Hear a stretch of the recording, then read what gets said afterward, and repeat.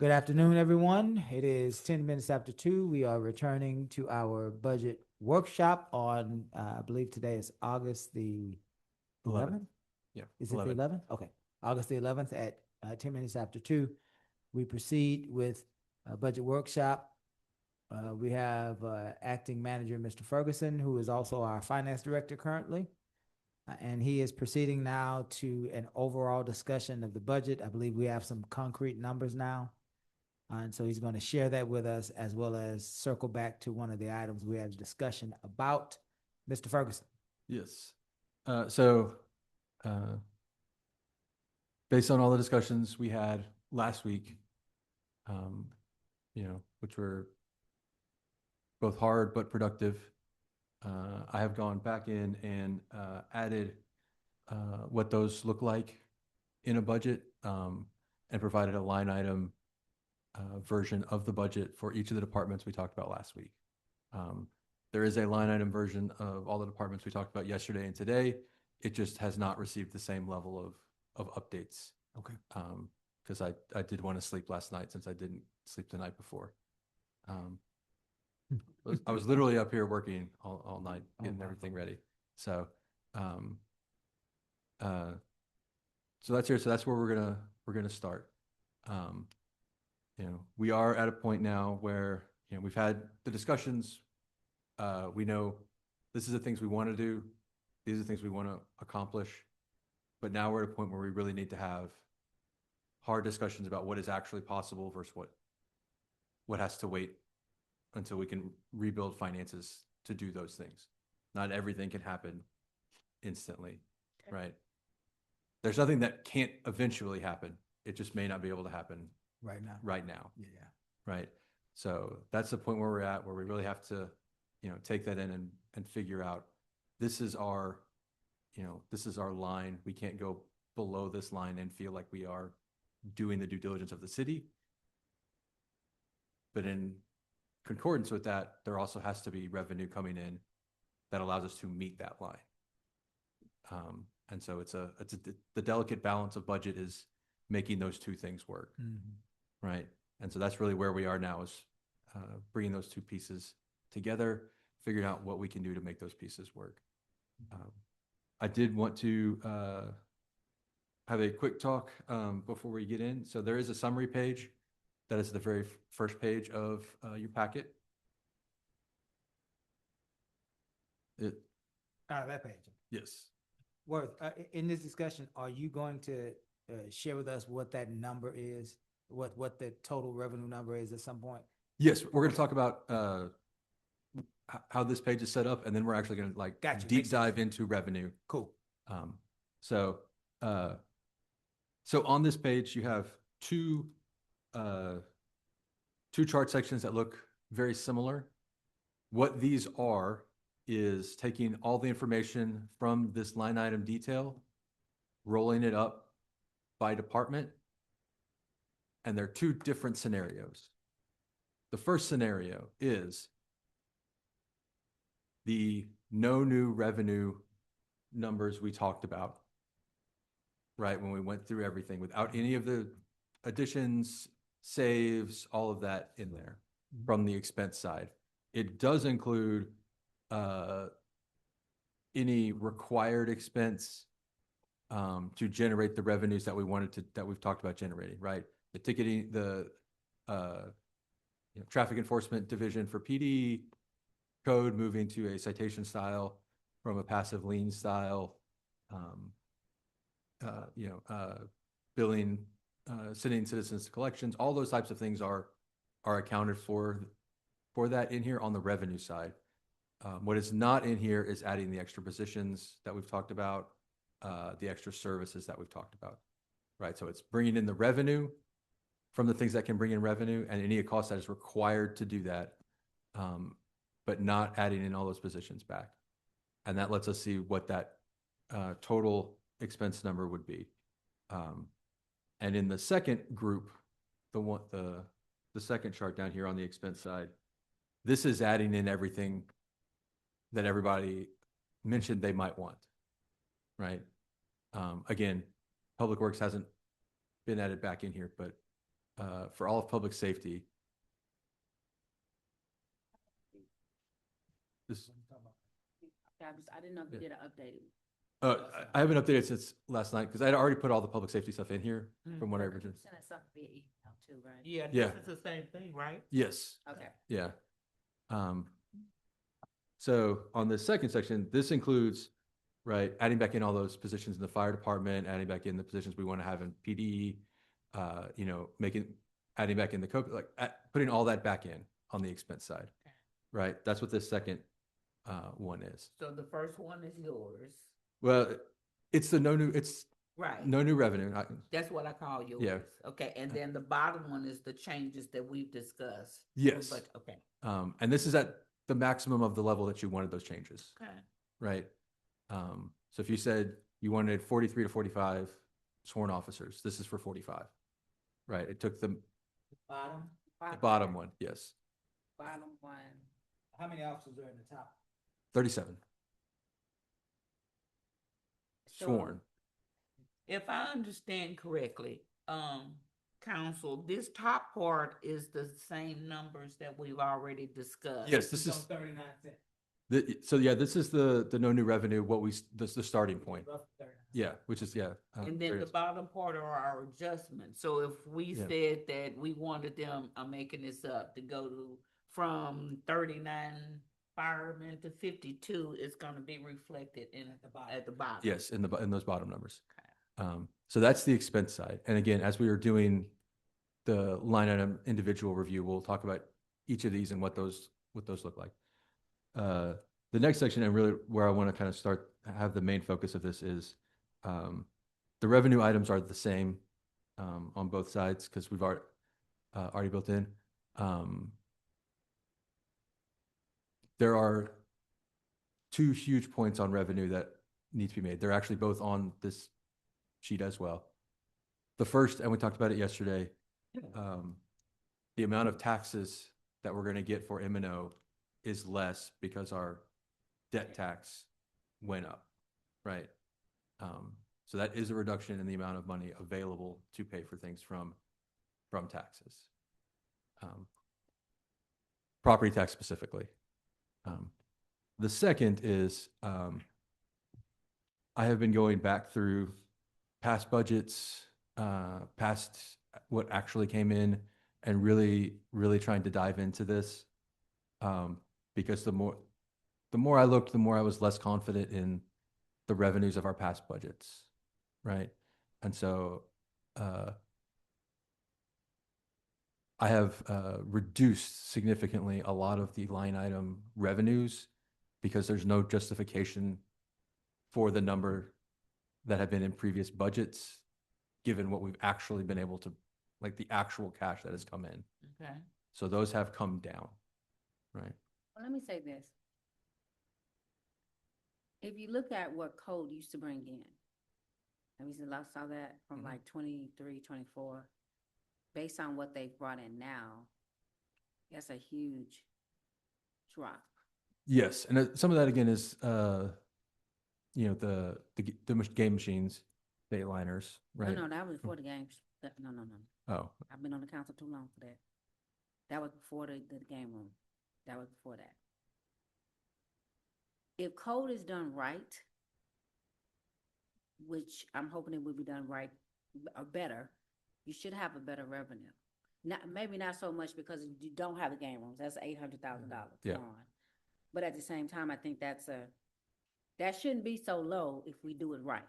yeah, That's all we I'm saying. did build in, you know, code moving to, you know, that With the police. ticketing But we're side. talking about a difference of almost $1 million all the way down to like 300,000. That's a big drop. Yes, You know and what I mean? So that's why, so I don't want you to go too far low. look, because- every number on here is a number that either I Let's feel look at it. Where confident and justified in, or is it? Show me.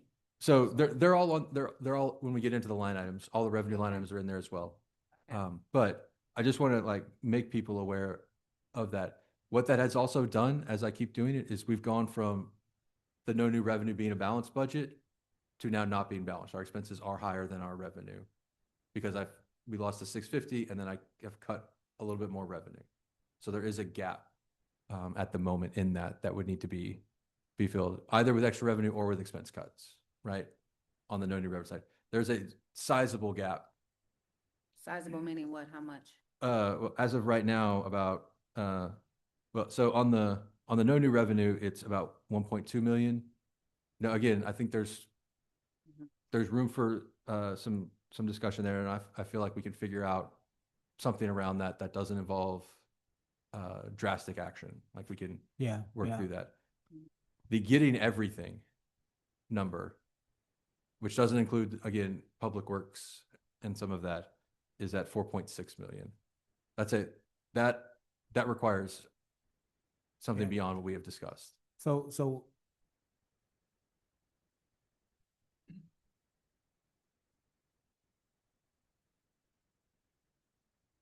the biggest question is the total revenue. You seem to be building a budget from expenditure. You seem to be using, which I agree with and I appreciate, a Zero-based budget. zero-based budget. Seems like you're trying to build it from the expenditure side before you reveal the revenue side. And the revenue side is important, Worth. You're speaking about a no new revenue rate of 39 cents. But we know that there is also new growth. And so we know that perhaps in our community, the total taxable value might have been 1.9 billion, 1.9 billion last year. We know that it should be higher than that, right? And so the no new revenue rate speaks to whatever that taxable value was last year, but then there's new growth on top of that. And we don't know how much more revenue is generated from the new growth. We don't know if the franchise taxes are involved in the revenue streams, nor do we know if sales tax has been considered in these numbers. All of those are in these in numbers. the total direct revenue. They're all in those Okay. numbers. Everything that we have received at any point in the last 3 years has been considered. So in this non-department total direct revenue of $5.6 million, you have a sales tax. I have a portion of the sales tax. So for property tax and sales tax, if you look at the very bottom of that page, there's actually the percentage split that was used to determine what percent went to each department of those. Yeah. What I'm saying is the non-department total direct revenue up here at the top where it says 5.6. Yes. Is that also inclusive of a sales tax projection? It includes 10% of sales tax Why only 10%? because the rest of the 90 is assigned directly to departments. Who assigned those directly to apartments? I did. Departments, I'm sorry. You did? Yes. Okay. At the percentage that's noted at the bottom of the page. And the same is true with property tax. But okay. We would like to know what those numbers are individually. Like what They're included in the line items. What they translate to. I guess what I'm saying is, what is the total projection for sales tax for the entire city? What is the total projection for property tax for the entire city? For sales tax, it is 5.8 million. 5.8 million. And for property tax, it is 4.6.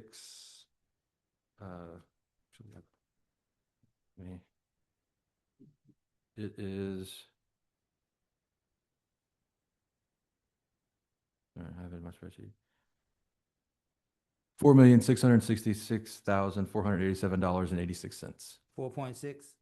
4.66, yeah. Or say 4.67 if you want to round up slightly. Property. Sales. 5.8 million. So what? Now we need to compare that with what happened last year. So what was the sales tax projection last year? What was the property tax projection last year? Are we going up? We're going down? I know you say we're going down. Sales tax is going down a little bit. Yeah. So last year's projection was.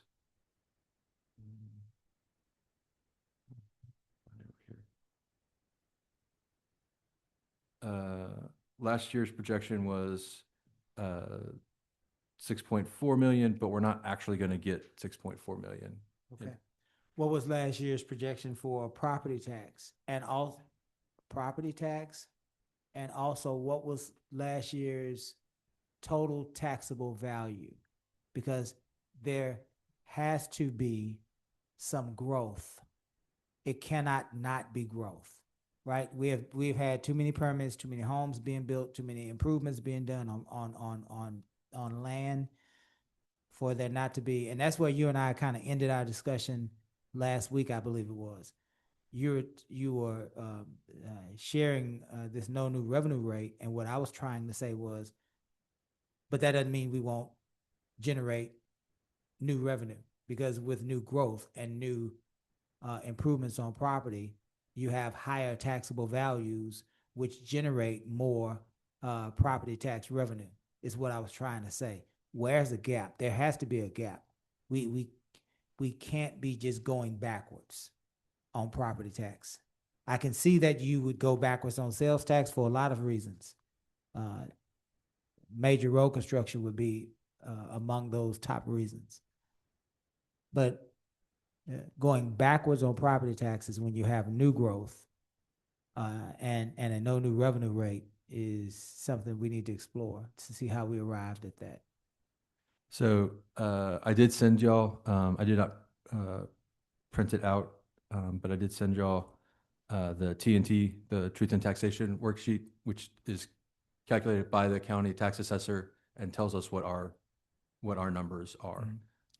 So on that form, the no new revenue rate is on top of page 4. It is line 27 for anybody that is curious. That is a direct calculation by looking at our total adjusted current year taxable value, which includes all growth, and our amount of prior year levy after adjusting for refunds. What page are you on? So Is it in our package? it's not in this. Okay. It's something I sent to you email, and I can have somebody go print this out for y'all. And if y'all want a physical copy, if we can switch to the facilities discussion, I'll have somebody print it out, and then we can come back Which Yeah, one? yeah. to this. Which email did you send us? It was in my weekly, Okay. the weekly update. Worth. This is where this is where we're starting to get bogged down, because there's a fundamental alignment that has to happen.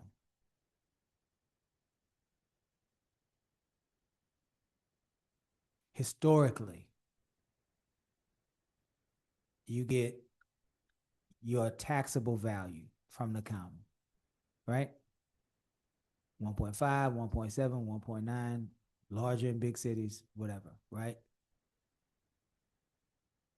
Somehow we are not connecting with the idea that, and I researched it also, the idea that a no new revenue rate is built on the total taxable value of the previous year and the amount of revenue that was generated based on that total taxable value.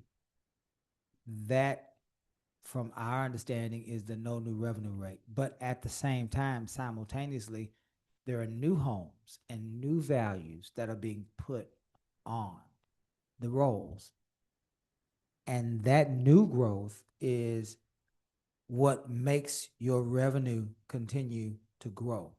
And it seems like you're suggesting, and maybe you're not, but it seems like you're suggesting that all of the values, new value and existing value, come together, and then there is a hard stop, no new revenue rate that will generate the exact tax revenue that we generated last year.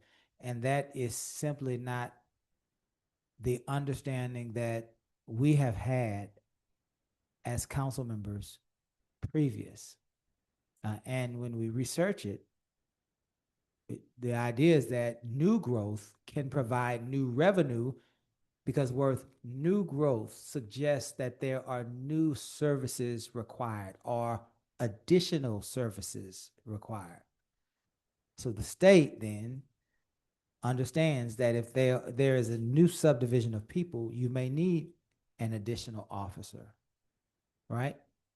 Or an additional public works person. So you have to grow if there is new growth. And so I think that's where I'm trying to get us to what is the total amount of revenue that will be generated so that then we can understand it better. You're building it from zero base, which is excellent. Now we need to see what is the total amount of dollars, right? So that we can be able to see that and make some decisions from that, if that makes sense. We know the bills. We got light, we got water, we got gas, we got childcare, health insurance, life insurance. But we need to know how much we're making on our job. Do we have Social Security? Are we on disability? How are we getting the money and how much money is it? If that makes sense. Yes. So I think that's where to help you with the next part of this, which is you're getting ready to get into what stays and what goes. Well, how much do we have?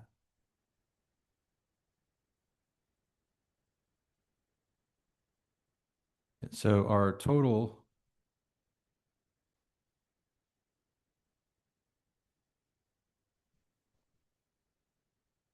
our adjusted current year taxable value is 1,834,801,700.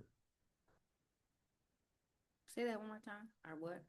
Our adjusted current year taxable value. So that's after taking out all expected reductions from appeals and all the other parts of that. They provide you with the number what they expect the final number to be. Best they can. 1,834,000,000. $1,834,801,700. So here now, okay. So that number is going to be different from last year's, right? It is. So what was last year's? Last year's was 1.7. If you give me a minute, I can. And this is where we're trying to get you to help us, because I know you're getting ready to say 1.7 something, and that is in those two gaps. That's where we want to see where the growth is and how much we're generating from that growth. Yes. So it is important to remember that council did make last year's tax rate 41 cents. From 39. Yeah, it was 41.8501 cents was last year's tax rate. So this year's no new revenue, which is intended again to bring in the same, reduces because of the growth and increase in value. And so this year's no new revenue is 39.8957. There are two types of new growth. I think, yeah, I'm glad we're having this discussion because I think we're starting to understand each other. You perhaps, and I don't know this, but perhaps you're talking about the increased valuation.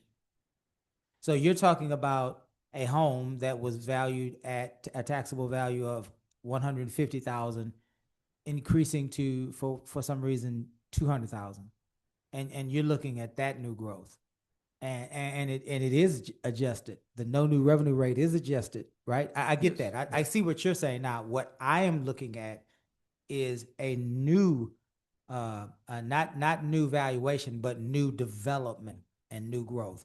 I'm looking for the homes that were not homes last year. They were on $20,000 lots, and now they have a $250,000 home that was built upon it that has a taxable value of $225,000. And all of those new homes or new businesses, they should make up an entirely different segment of this equation. And when you apply a 39-cent tax rate to those homes, you should still get additional revenue, if that makes sense. Because they're new, they're new, new improvements. They're not raises in the valuation. They're improvements, new improvements on existing property. And the budget should be able to stretch and increase a little bit based on that, because the state has a mandate that the government shall not grow 3.5% above 3.5% year over year if there is no new growth. But if there is new growth, the government understands that, and it opens up a way for us to be able to provide services for new residents, i.e. new customers. And that should give us room to increase the budget, the financial, the fiscal revenue. Hey, Ashley, what are you doing, man? It is so good to see. I'm teasing. That should be able to give us give us. Does that make sense? What I'm saying? Yes. The total improvements for the year are $29,932,679. 29 million. Okay. So what is it? Let's say you said 29 million and what? 29,932,000. So 30 million. So would you help us with what is the tax rate on 30? What are the additional tax So the levy on $30 million? the additional amount that could bring in is $119,602. Okay. Okay. All right. Now, so then, is that 119,000, the way that we just worked it through, added to that bottom line that you're showing us, that 19 million? Let me do some quick math and I will let you know.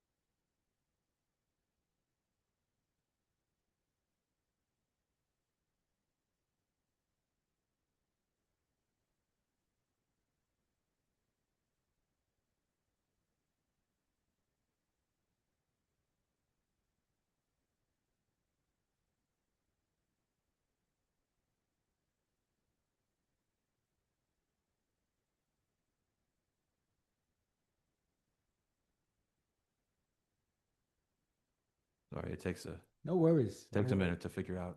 You're fine, You Worth. waited on us all morning You're for doing a wonderful job, Worth. You're doing a wonderful job, bud. Waited on us.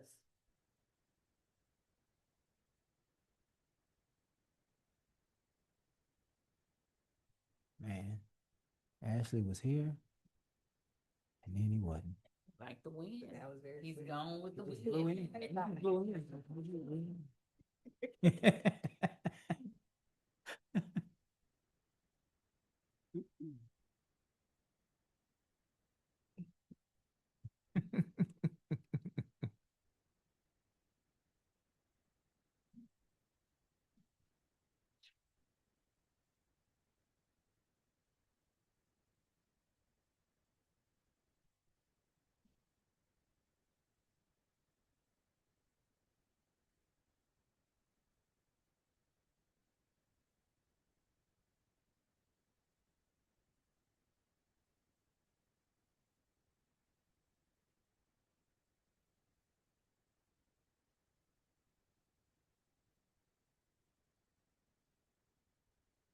Oh, the other thing. We need to ask about.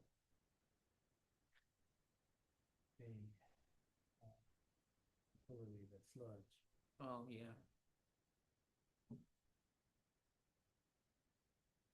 But I thought they said they were still doing that. Yeah, we get paid for it. Oh, we do? You know where all the money is. Some of it. You know Apparently, where I don't know sludge what, money I don't is. know what 19,100.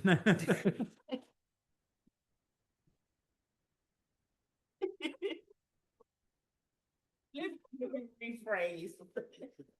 I'm missing 19 million. For a few coins, so let's reduce that.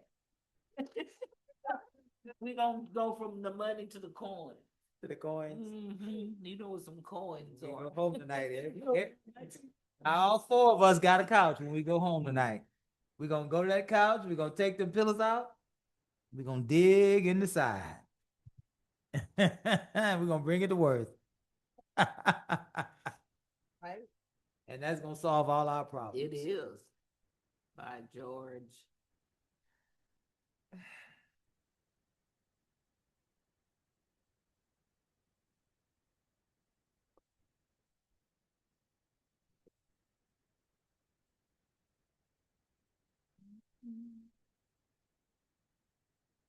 That Layla say y'all be doing too much for her.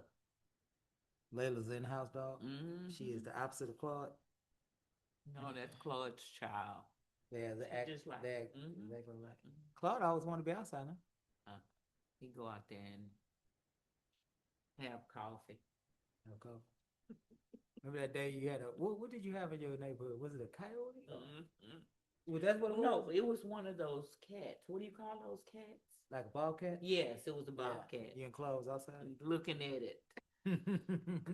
Like what? Well, hurry up and jumped in my car. It didn't even human.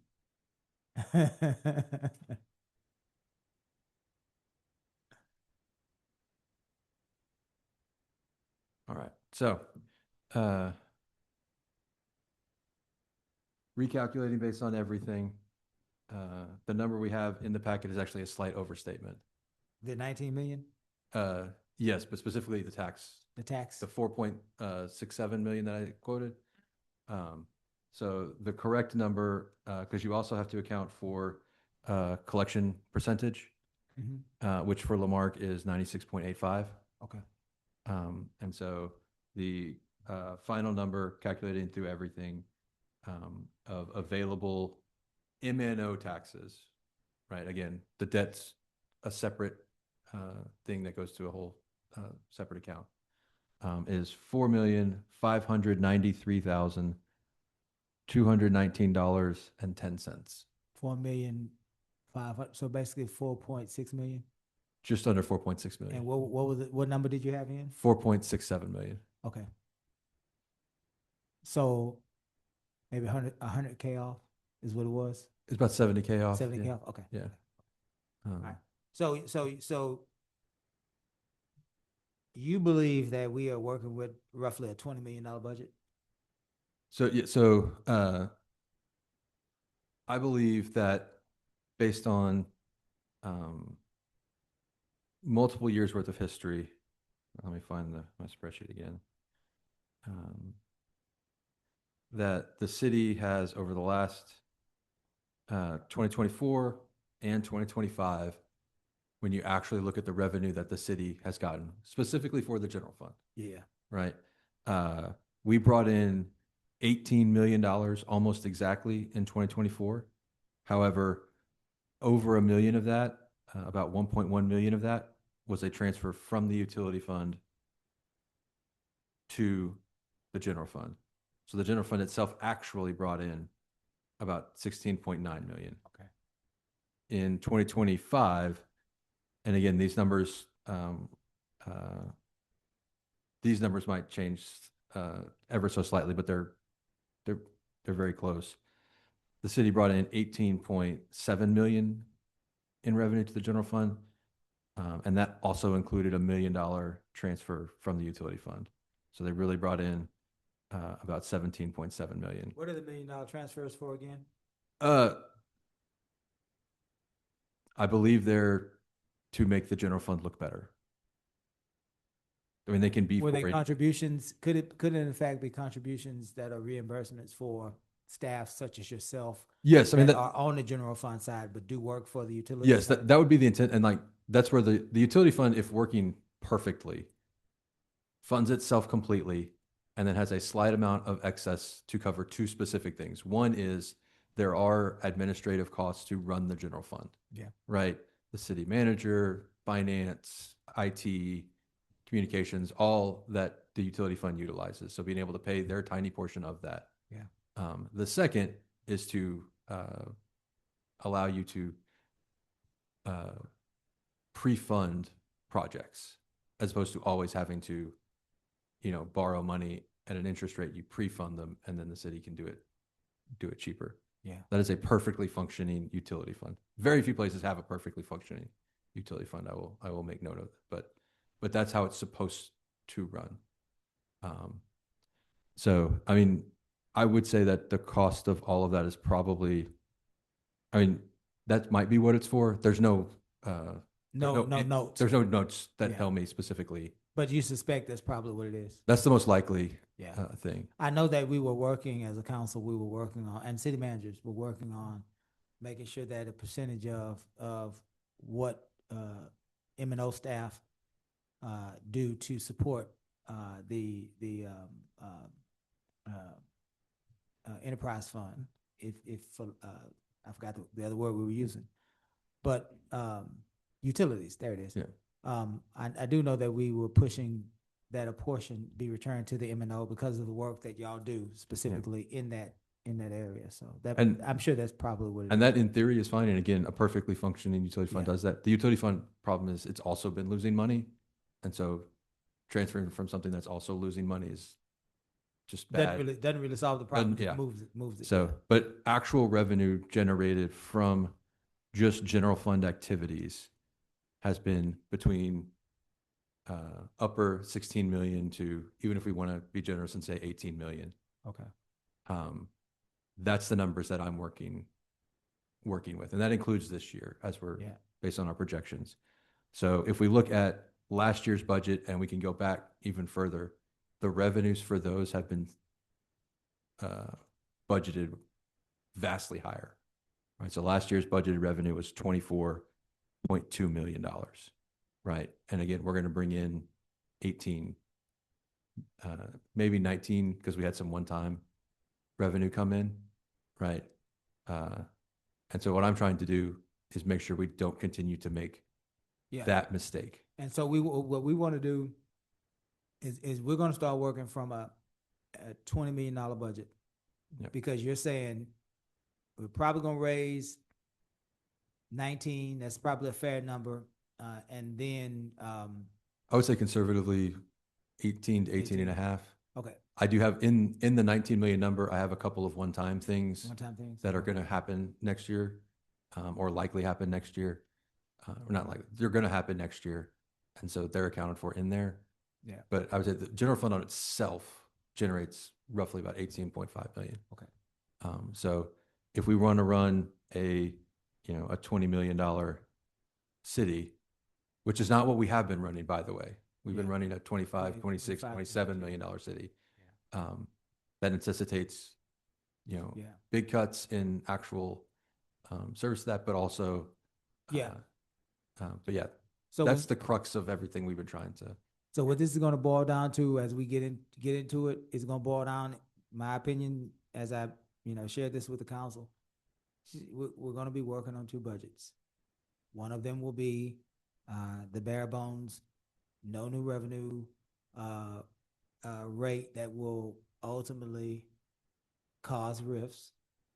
And then we'll be working on another budget that will just keep things exactly the way they are, give us a year to recover. And then we're going to promote this to every corner and crevice in the city of Lamarck. And we're going to say it's public hearing time. Bring your happy self down to council and let us know which one of these budgets you want, right? because this is a decision that, because of the nature of the decision, we want to be able to provide 2 tracks, and we want to be able to promote for the people, which track do you want? And I suspect that it'll be, people will lean one way or the other, and that'll give us the direction we need, because we're going to put it in front of the people. This track is going to lose, people are going to lose their jobs on this track. And you got 5 folks up here, that are going to have to make that decision. Or this track will keep status quo, but it's going to cost us more. It's the people's money, and we're regaining trust. We're not at the point that we should be making these decisions for them. We're still at the regaining trust stage, so we need to be making these decisions with them, right? Yeah. So let's work on those 2 tracks. I'm not going to push you for a higher revenue. I'm just going to tell you the way the rest of this is going to go, and then we'll pump it up really big, and we'll get people to engage and respond, and we'll have our answer sooner rather than later. Yeah. I guess part of what I was saying is that there is still work to do on the no new revenue because it currently doesn't balance. So we do have to still do some work even on the low one. The one I had initially presented balanced, but as I've gone through and, the less taxes and then actually further kept reducing revenue as we really dug in. I've worked with all the different departments, like talking about like, what is really happening here? What does this actually look like in practice? Not this number that's kind of been carried forward over the years, right? Which is a big part of the problem that, gets the city in its trouble is they think they're budgeting a big giant revenue number. So they think they can spend a big giant expense number, and then they don't bring in that revenue number. And then now that, The mistake that was made, Worth, is back when the rollback happened. We as a council understood if things were rolled back, that there were going to be some people that were going to lose their job. When the rollback happened, I believe that there was so much of a concern about safety that was delayed, and it never happened, right? I mean, rightfully so. People, as a council, as a staff, we were trying to keep people safe, right? But ultimately what ended up happening is we didn't make those those employee reductions, and it got us in a big hole, right? And so at this point, again, I think we're making progress with the community. But this time, if we say that we are going to cut people, we're going to have to cut people. Even though we didn't intend not to cut people and we were trying to keep people safe, the result of that was, obviously the hole we're in. So we can't do that again. Yeah. Yeah. Oh, I thought you were going to say something. Let's get into it, Worth. all right. Two budgets, 2 tracks. Yes. Let's start with the lower level right now. All right. So I actually think it'll be easier to do both levels of each. Okay. department at the You same lead the time. way. You lead the way. But before we get to that, I did want to do the discussion on Oh yeah, I'm sorry. facilities. Yes, sir. Yes. So, very quickly, there are a couple of things that we have already put in place, or are working to get in place. So on the IT side, we are working to get an actual documented inventory of all of the IT assets for the city. That does not currently exist, that is being worked on. Then as part of that, we're also finding out dates. We're establishing who has the device, right? And then from that, we'll be able to actually create a inventory refresh plan that will allow the city to stay current on its IT, which would include, the system in this in the council chamber and all of that. And so that is underway on the IT side. On the capital asset side, a similar process needs to happen and has not yet. That's one of the things that we are looking forward from that, as Mr. Bro talked about yesterday, adding that in, converting one of those shop positions to an inventory control position. That's one of the things that position would do, is help us get all of that together. That way we actually know what all the city actually owns, where it is, what state it's in, how much value it still has. Because like even in our current audit, we're using estimates because we don't have an actual list and number, right? And then so once those are set, that gives us a good ability to kind of keep those physical things moving forward. In terms of actual like building maintenance, we have two positions for facility maintenance. They're both in the general fund public works department. They are both vacant as of right now.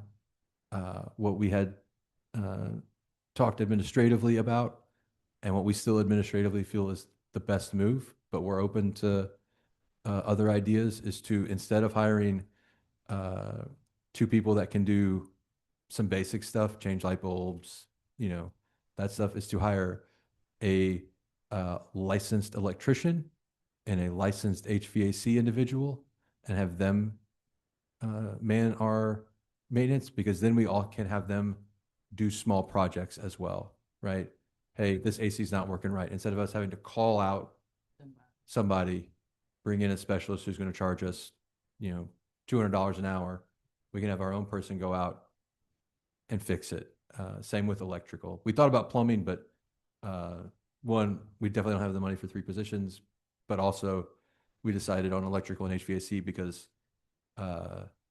both of those positions allow for them to be like the second for the other, right? So like if we're working on an HVAC project, the electrician, because it's similar running wires and they work, in walls and ceilings, they have a more natural comfort being the second for an HVAC project. And the same is true for the reverse, right? Your HVAC is a more comfortable being a second on an electrical project. And so that is the theory behind that, is that if we can get those 2 people in and hire, that it actually will in the long run save the city money on all like the calls we have to make as well. That being said, we haven't hired anybody yet. So, we're probably, the idea, I think the idea is the right idea. We have not made it work in practice yet, but that's where our head is on that. But we are absolutely open to suggestions. I don't know if this is a suggestion or not on what you just said, but we need more people that are responsible for things. And so in that scenario, I don't have a dog either way. I'd like to see what your plan is more, but I do know in that scenario, somebody's got to have to be responsible. You're going to have a lead building maintenance person. Somebody's going to have to be the boss or in charge, and then somebody's going to have to be the assistant, because we have to get things done. There are maintenance issues that all of these buildings have, and we don't have a real, I'm not saying that we haven't done an assessment, but I'm saying that assessment is not before council on a regular basis. We don't have our hands wrapped around it, our head wrapped around it, right? Yeah. So somebody in that new scenario is going to have to be the lead. And is that person then, who will that person report to? They currently report to Public Works, to Shannon. But again, open to suggestions. At different points in the past, I believe they have reported different places, but see, we're developing a position now where I think you got this project manager idea, because we got some troubles with just getting grants complied with. You got that whole piece, and then you got the waste management piece working, and then you got the illegal dumping piece, and then you got the HR piece, and then you got the building maintenance piece.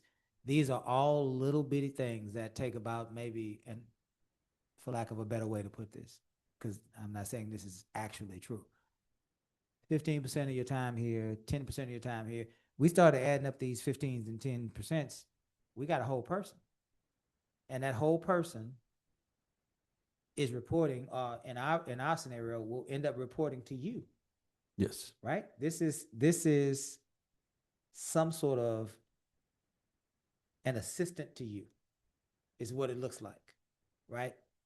And I want to know if you're seeing what I'm seeing. I hear Mayor, I see Mayor Pro Tem nod, and I can't really see Ms. Williams on my peripheral, but it seems like there are a bunch of different things that have not been done. You're identifying them. You're letting us know, and we as a council are kind of putting them together, mashing them into one person, which is cool.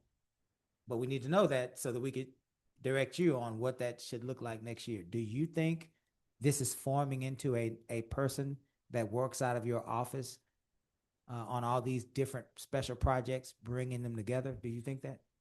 I certainly think it's possible. I worry that if we're asking them to do 15 different things that all have their own unique specialty, that it might be very difficult to find someone that can do all 15. We might only be able to find somebody that can do 8 and then have to teach them some. Would that 8 be a full-time job? Almost certainly, if one of them is grants and contract management, That's a full-time job. that in itself, especially as, we are, I know we haven't talked about it much, but, one of the things we are looking to try and do is reach out to companies that, are grant partners, and try and expand our grant base beyond what we currently do. We have not done it now because we can't handle more, right? We don't have the bandwidth to bring on other projects like that. But that is something that is a goal that we want to eventually get to. Yeah, see, I think we came into this scenario with the idea that one of the first things we want to do is eliminate a deputy manager. And I think we might be in the middle of this, realizing that we can't, right? I think there may be several different things that we have not done, that we were not aware that we were not doing, that we've discovered since we've gotten to the bottom that we should be doing. And you should be, it should be a direct line to you, because these are things that people get furious with us about. Yeah. So that person should be in your office, a phone call away. Hey, Mr. Ferguson, hot off the presses, so that you could then in turn, hey, council, this is what's happening. This is what we're doing in some of these areas.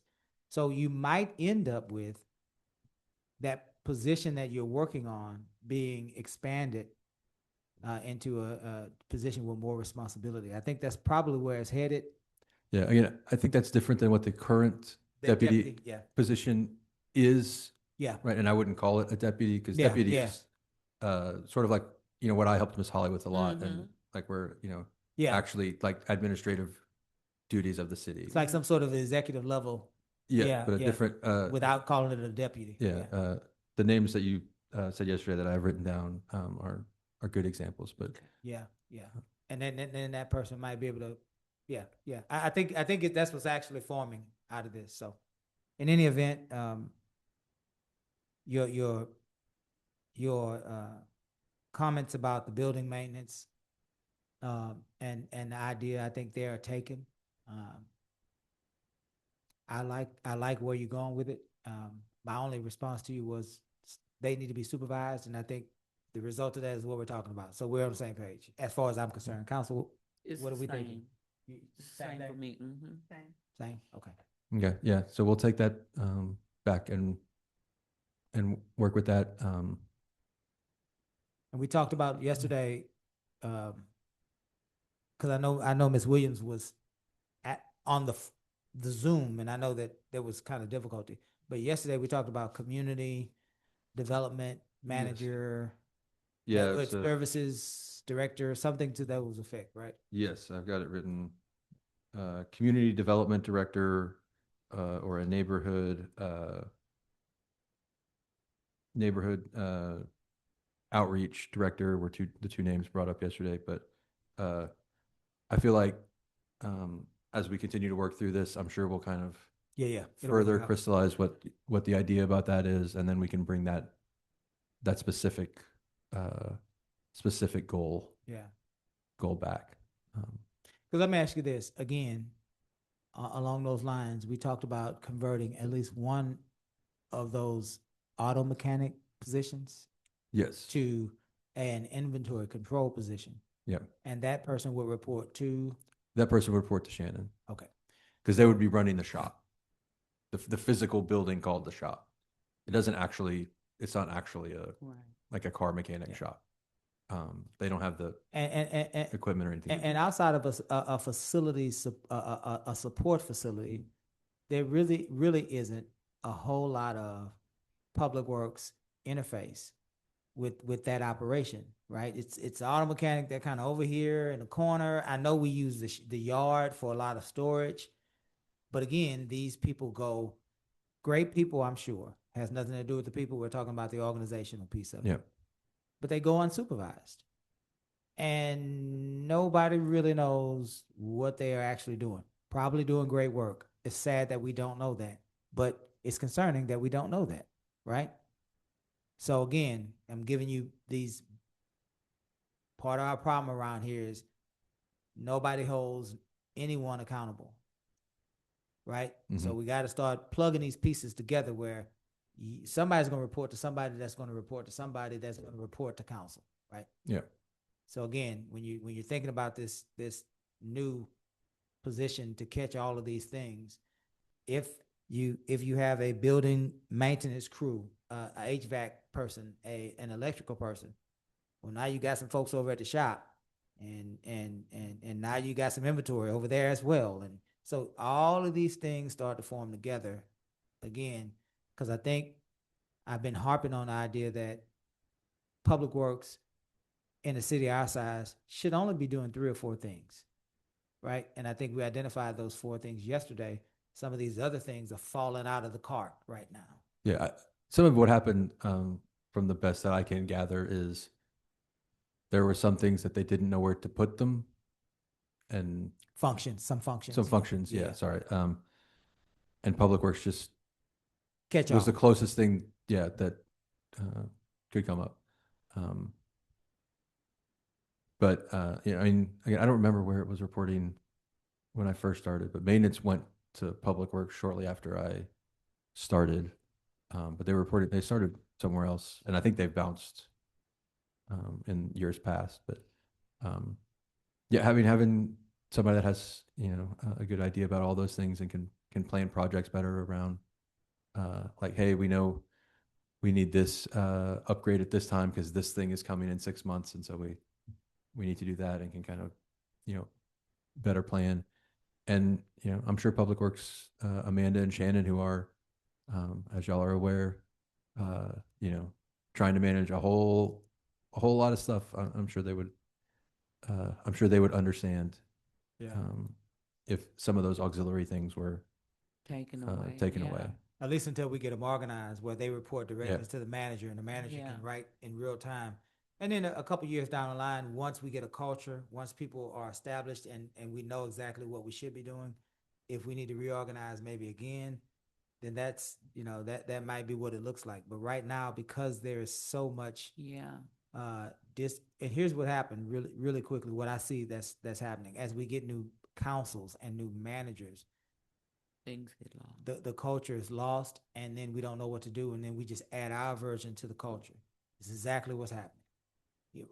Miss so and so did it one way, then Miss so and so did it one way, then this manager did it this way. This manager, then now you got Miss Holly who's done it one way, and then Miss Holly's a little different from Worth who's doing it, and then Miss Burkhart's going to do it, and that's okay. But we just keep piling new stuff on top of, and nobody really tries to understand what's happening at the bottom. Right. Right. I think as we rebuild the financial foundation of the city, I think now is an excellent time to also Yeah. rethink the foundation organizational structure. Yeah, and- you almost literally have to. While we have the chance, because this is an opportunity to do that. Yeah. Yeah. I think we're on the same page. I think so. So I like the idea. We like the idea. I would say move forward with the idea of building maintenance folks reporting to this person in the sky that's forming. Yes. So I think that's the plan we have for Right. all the different types of maintenance and plans. And then, as that gets better, council will have, like, not just council, but part of the transparency thing is we'll actually make those lists Because pseudo public. yeah, because Worth, when you think about it, we had a library that went without HVAC units for years, really. We got police officers in a police station that is not optimal, right? We have firefighters in a, I don't even know what that used to be next door, but whatever it is whatever, right? Yeah. So- Which also has ACs that are struggling. Yeah, struggling ACs. Yeah. Our AC was out here. Yeah. City Hall isn't hardened. From attack. So our ladies and gentlemen in the front that are working and facing customers that just walk in out the blue are, so there are a lot of facilities issues that have been overlooked simply because we didn't have a person that would be able to provide regular reports to the manager, that would be able to provide a regular plan to the manager, so the manager can then, share that information with council and work with council to get the resources to resolve those. And so we're behind on a lot. Yes. Yeah. Maintenance, not just in here, but similar things happen with our water lines and sewer lines, right? Yeah. We decide we can't afford to, do this maintenance on this year. We'll put it off. And what happens is it's 20 years later and that line is now catastrophically broken and needs emergency repairs that cost millions and Millions of dollars. Yeah. Yep. And we've lost all sorts of water, or our infrastructure is broken, and all sorts of sewer backups. Anyway, we get it. We get it. Yeah. So now we are turning toward. We are Do turning you want to to start with fire? Fire. Yep. We're gonna start with All fire. right. So I'm gonna bring Chief up. I'm gonna find a microphone real quick. There go one right there. Take that one back. Conrad's gone. I don't think he's gonna want to speak to us. Conrad said he helped us all he could. Yeah. So he gave us his brain for a few hours. All right. Where's fire? It's right there at the front, huh? The top? Yeah, it's the first. Okay.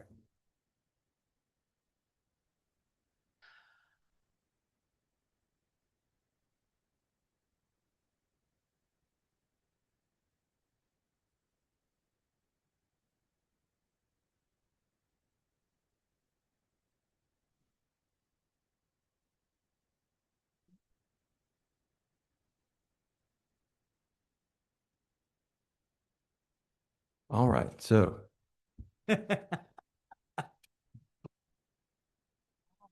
I'm going up yonder. No, I'm right behind you. I'm right behind you. that's the last song they play at the funeral.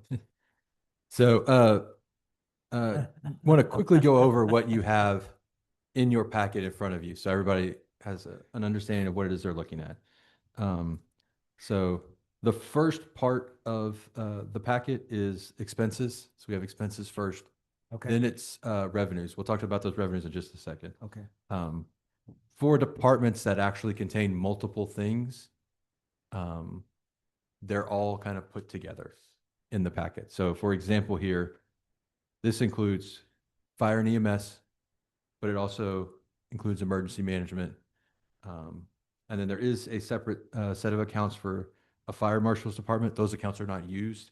All that is accounted for in the fire EMS side. Because it exists, I wanted to include it for y'all. So this does include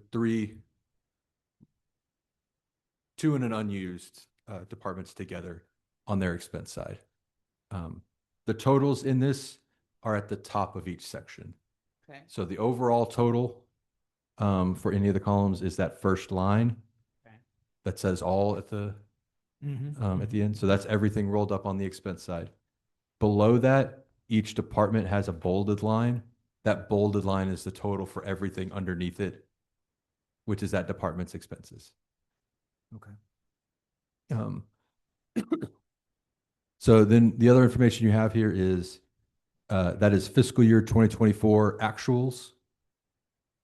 fiscal year 2025 actuals, fiscal year 2026 year to date. Again, that's of the date that I pulled that number. So it's changed since then because I didn't pull that number yesterday. The budgeted amount in fiscal year 2026, the budget amount available is how much is left, how much has not been spent in those line items. And then the next three columns are the three most important. They're the actual things that we're working towards to build these two budgets. The first one is fiscal year 27 initial proposed no new revenue. That's our no new revenue budget, right? So when we're working on that budget, that's the column we need to look at and focus on. Which one? I'm sorry. Oh, NNR? What's Y- the yes, NNR? yeah. Okay. So again, the no new revenue is going to focus on that line specifically. Okay. The column next to that, that adjustments per budget workshops, this is where I added in so for fire, for an example, right? The no new revenue cuts to 12 positions, 9 people, 3 vacancies. I've added back in those 9 people in that adjustment column. Okay. And then the column after that adds both the no new revenue and the adjustment. That's where you're getting your full keep full service budget. Okay. So that's the column we would work through for that budget. Okay, I'm sorry. I got the FY 27 budget adjusted, and you say the column after that? So, so the adjustments per budget workshop. I got that one. That's That's me this is ours. that's whatever was Today. added back. Okay. Right. And then the column after that is the total of Okay. the previous two, right? Got you. The no new revenue plus what was added back. Okay. So from a budget perspective, as the mayor was talking about building two versions of the budgets and letting residents decide, the notable columns that we'll want final numbers in are that of those final 3 columns are the first column, which is the no new revenue, and the last column, which is the adjusted. Okay. Yeah. Okay. And then real quickly, right. No, go Oh. ahead. Go ahead. On the revenue, in this case, it happens to be if you flip the page, they're not all split like that. If I can fit them on one page, they're all on one page. For the revenue, the way this is working is if I can tie that revenue to that department specifically, Okay. right? So as an example, for fire, we've got fire code plan review, right? The fire department is doing those reviews, so the revenue generated from that, I'm putting in that department. Okay. That's not actually the way the accounting system is set up, but so it's easier to kind of see who's generating what. That's what I've done here. And then the last 2 lines are their percentage of our sales tax and their percentage of our M&O property tax. Right? We talked about how I put on the front page, I assigned every department a percentage. That percentage is what's used to give them these numbers for that. Fire department is currently set at 25%.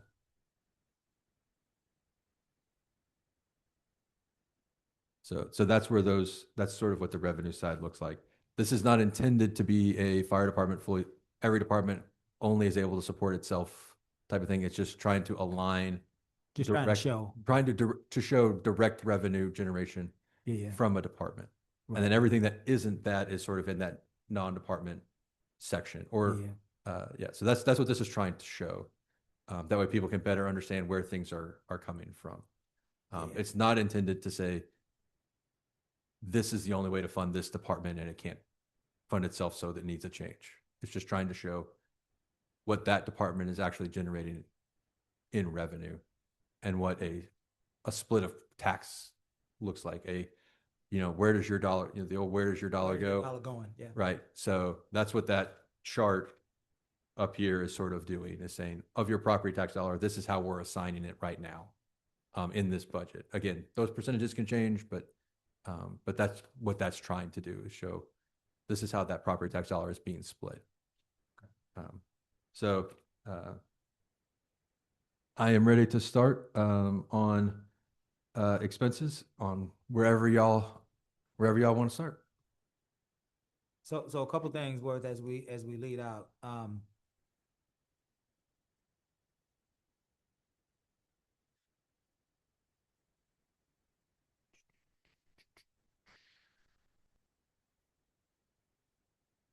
certification pay?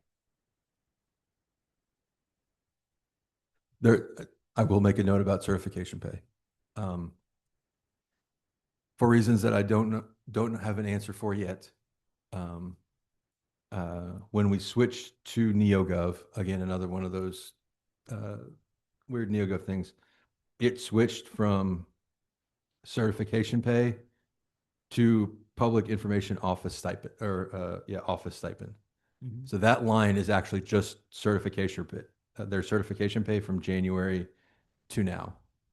So if you want their total certification pay, you add those two lines together. So when you, I guess my question was, you, adjustments per budget workshop, there's $100,000 added to is that certification pay? Yes. The adjustment? And what was that 100,000 added for? So if we're cutting 12 positions, we're cutting down. So right now, they are. Oh, if we keep the 9 positions, then It's we adding also, certifications back Yeah, to yeah, I those got it, 9 I got it, positions. Yes. so that makes up the, Yeah. okay, I got you. And I'll just point out that that gets close. Like, not every firefighter has every certification that is afforded to them in the collective bargaining agreement through the union. If we did that number, if we took what all certification pays that the contract affords those firefighters, that number would be somewhere around 600,000. If every firefighter got every certificate or certification pay, because that includes residency pay, bilingual pay, and Education. education, all the things. Not every firefighter has all of them. So we looked at what we have and how we were going to adjust it. So that number is based on now. So as these firemen continue to improve in their craft and gain their certifications, then that number will go up. But currently, that's the closest we can project to that number.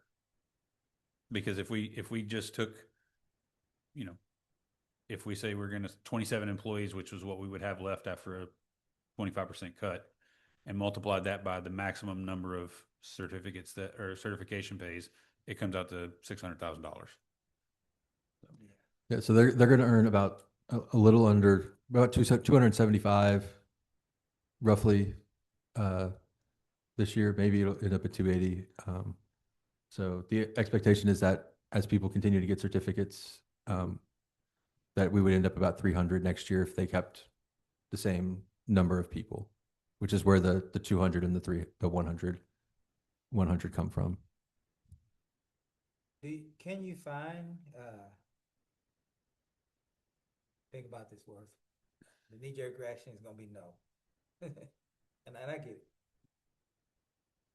Do you think we can find the money to save 9 firefighters? The way to do that, I have thought about this. It either involves a new revenue, right? But if we want to stay at the no new revenue rate, the way to save them is to realize that that is going to further have to reduce something. It might not be a massive further reduction, but like it still has to come from somewhere.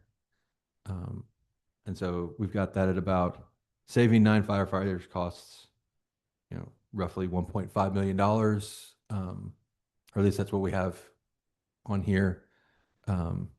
If we went from, and again, I'm not recommending these things. I'm just saying these are just purely examples. If we went from 37 PD to 32 PD, right?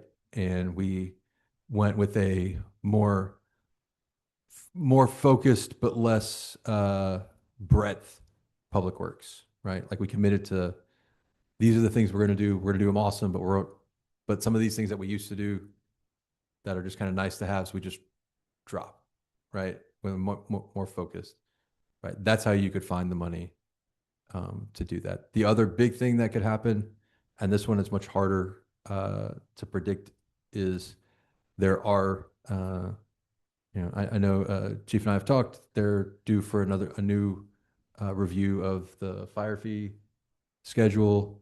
That's true for virtually every department in the city, except our water rates, because we just did those.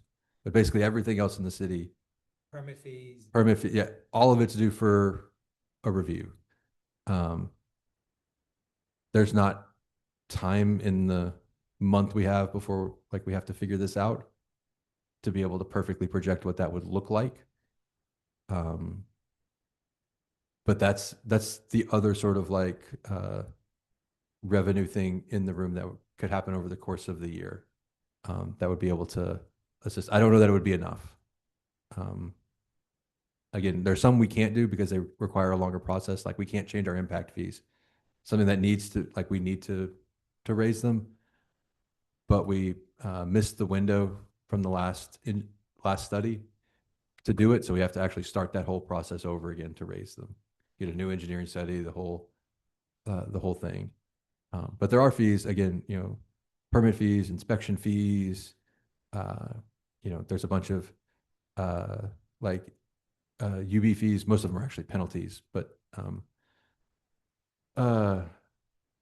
sure there's, I know I'm forgetting some, but there's those kinds of things that can go up. And that is a way to make up some of the difference. I don't, but without having a hard number for you, I don't believe that would generate 1.5 million, just raising fees. But that's the sort of no new revenue generation side that could help.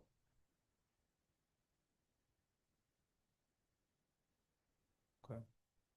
But otherwise, you would have to cut some of the others.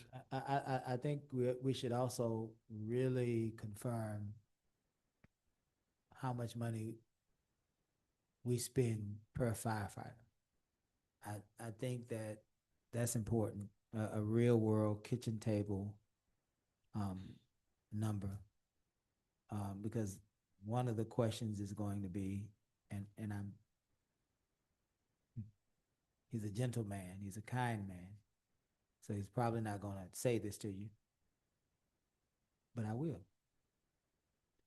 Chief Merriman is probably sitting over there thinking, how in the heck is this man coming up with $150,000 per firefighter?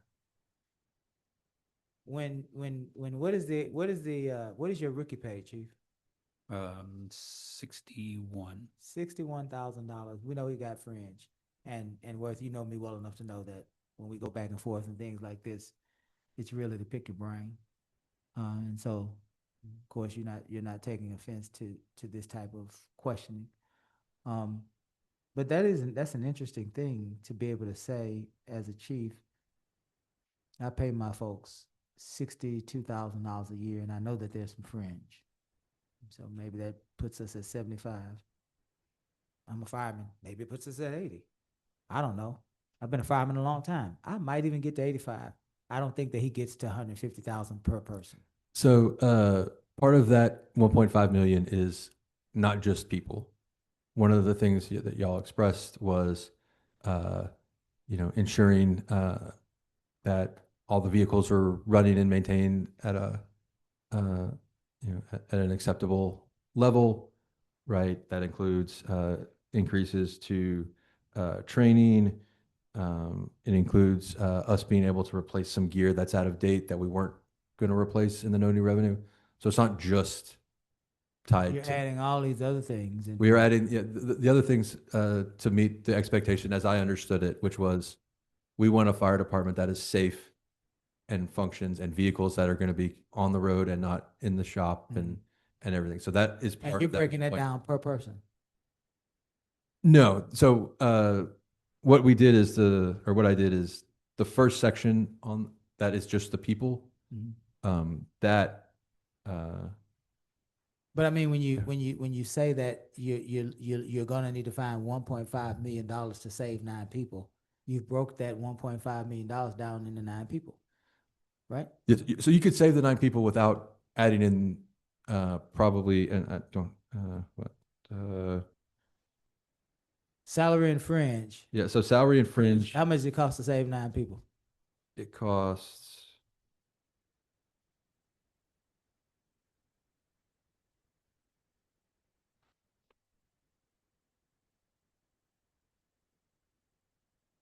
Salary and fringe based on uh, the number I have here, because the 9 people you're saving aren't at base pay, Mm. right? As Chief will let you know, these are people that have been here 3-4 years, Yeah. right? So they're at higher Been here a level. few years, but still at the bottom of the seniority chart. Yeah. Yeah. Um, Nine, if we have to cut 9 people, counting the 3, if we have to cut 12 people, like the seniority list goes all the way up to a firefighter that has dedicated 3 years of his life to this city. Yeah. and so, they've gotten pay increases and other Over things. the years. Yeah. The number we have to save them, which might be a little high, is about 1.25. That includes salary, certifications, longevity pay. It actually will reduce our need for overtime by having more people. So there's Okay. actually a reduction there. It includes taxes, retirement, health insurance, and the additional workers' compensation, Yeah. and vacation, holiday, all that is accounted for Yeah. in here. I'm going to open this up for the rest of the council. Before I do, I'll say this and leave it here. I suspect that it is extremely important to have people that can save our lives within a few minutes away, right? And so that becomes a priority on a different level, because if you can't breathe and you can't operate on earth, then you can't be a part of a city or pay taxes, right? It's weird like that. So I think that this is definitely worth saving. I'll stop here though. And I see Miss Yancey writing. So this is going to be one heck of a question. I already know. She's getting ready to knock our socks off. Miss That's Yancey. all right. I've got Chief Merriman here to answer the hard ones. To deflect, Come on with it, Miss Yancey. I know you're getting ready to save the day. Now, come back with me, because I'm actually you're talking right. about sidewalks. That's what I'm You're over there on. ready to talk about sidewalks. Yeah. Ms. Williams, did you have anything to add at this point? That's okay, go ahead. You don't have to. I know. I just feel so torn every time we had this conversation where I just want to say no, Yeah. period. Nobody No. leaves. Yeah. Yeah, no. That's And- all I got. Yeah. Yeah, that's the realest I can be And- about it. And honestly, Mayor and Council, and I've sat here and you've not said it a budget with me, but Miss Yancey and well, this is even Miss Griffith's first one. Like, I'll sit here and I'll tell you guys what we need to take care of the citizens. But you guys, and I'm saying this as sarcastic as I can, y'all make the big bucks to make the tough decisions. And regardless of the decision y'all make, your fire department is still going to respond to the best of its ability. I 100% feel that way, and that's why I have so much respect for the fire department and even law enforcement. I actually tried to be an officer. I could not pass the physical. So, I couldn't. I tried several times. I was like, "Ooh, this is not for me." So I just have so much respect. And I will also say, and Mayor Bell has heard me say this, and it's kind of a dig between me and a couple of fire chiefs in the area, but I'll still tell you that the Lamarck Fire Department has the best firemen in Texas. And that's a bold statement with the fire department, the oldest fire department in the state, just south of us. Yes. So, Yeah. but me and that chief have a good working relationship, and we stab at each other all the time over that, because I will tell you that, in my opinion, we have the best firemen there are.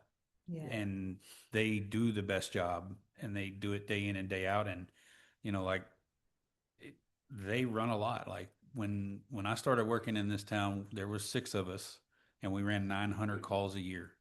Last year, we ran 6,283 calls with 2 fire engines and 2 medic units.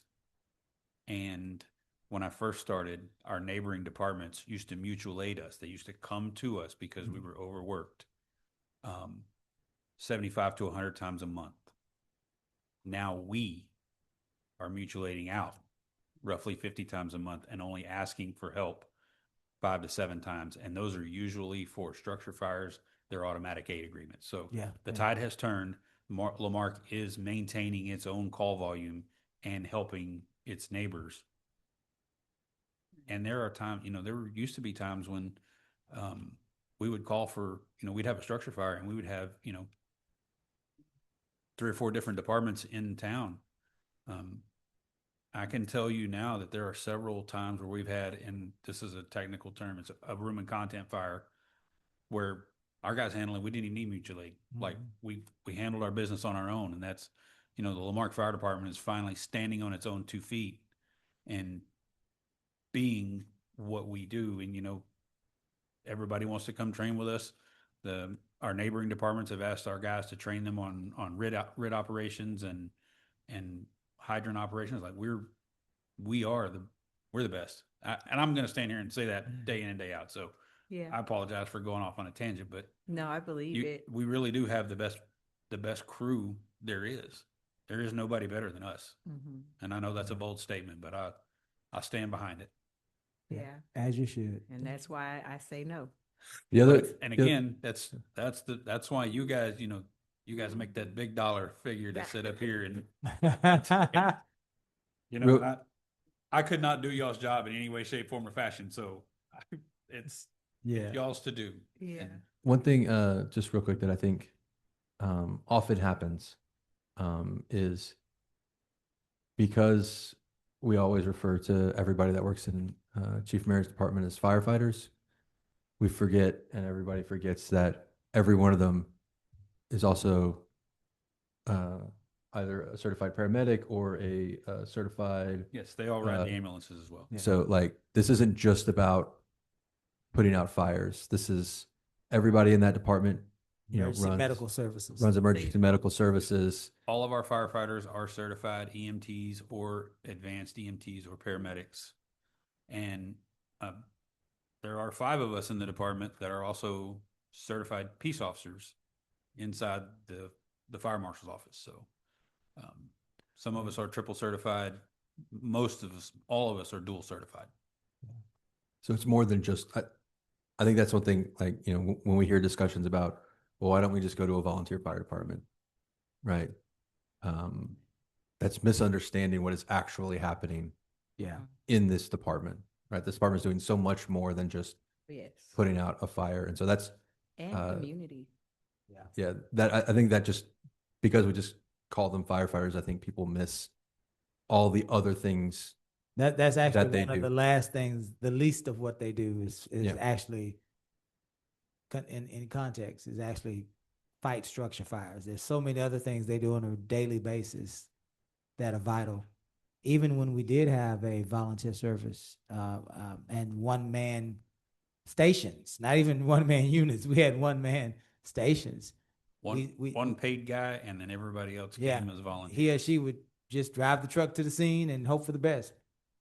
We still had paid emergency medical services. They were private, but the taxpayer still had to pay for that service. And so we just were able to absorb that service into our fire service at a time when that was the trend, right? It was a growing trend, and I happened to be a firefighter, and I was in the middle of those discussions. And I will say that having my ability to have control of the EMS service ensures that our citizens get the best patient care that can be given. Yeah. A lot of times when you contract out your EMS provider to private services, and I've seen this in other departments and other chiefs that have, they run fire, but then they have a contracted EMS crew in their station.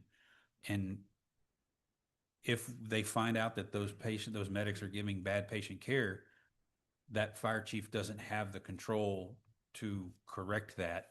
It has to go to somebody else's supervisor, and sometimes it just kind of falls by the wayside. So in the scheme of taking care of what's best for our citizens, and I'm probably fixing to make every fireman that works for me mad, Mhm. but fire-based EMS gives us the best service to take care of our citizens because we control the quality of paramedic, the quality of EMT that comes to your house when you're having a medical emergency. And we control the medical director. We have a working relationship with our medical director. So when protocols need to be advanced, it all goes hand in hand. We don't just contract it to a person and go, oh, well, we hope for the best Hope with for the that. best, yeah. Yeah. My only issue is have you found the money? Have you found the revenue? So we don't have to make cuts. That's what we're talking about now, Ms. Jansen. We're trying to figure out where we're gonna get anywhere from $1 million to Ward said probably 1.25 million, somewhere in there to bridge the gap. Part of it is, he mentioned possibly looking at fees and raising fees, permitting fees that fire service, EMS service charges. The collection The stuff. collection, yeah, that's kind of how far we got with it. Some of the EMS collection fees are kind of dictated by Medicare, Medicaid. They only pay X amount of dollars, and they kind of Medicare, Medicaid kind of has a hand in what we can charge Right. so that we maintain our Medicare license. But the rest of the fees, the other fees are due to be evaluated. We try to evaluate them every time we do a code update, and we just did a code update in 24. So, because we went to the most current code set. So Worth, let me ask you something, because I know most financial guys don't like to budget on that of the unknown, right? Sometimes. It is not best practice. Yeah. But in the middle of the year, when I worked in house and I had a 4.1 budget to balance, we had quarterly meetings.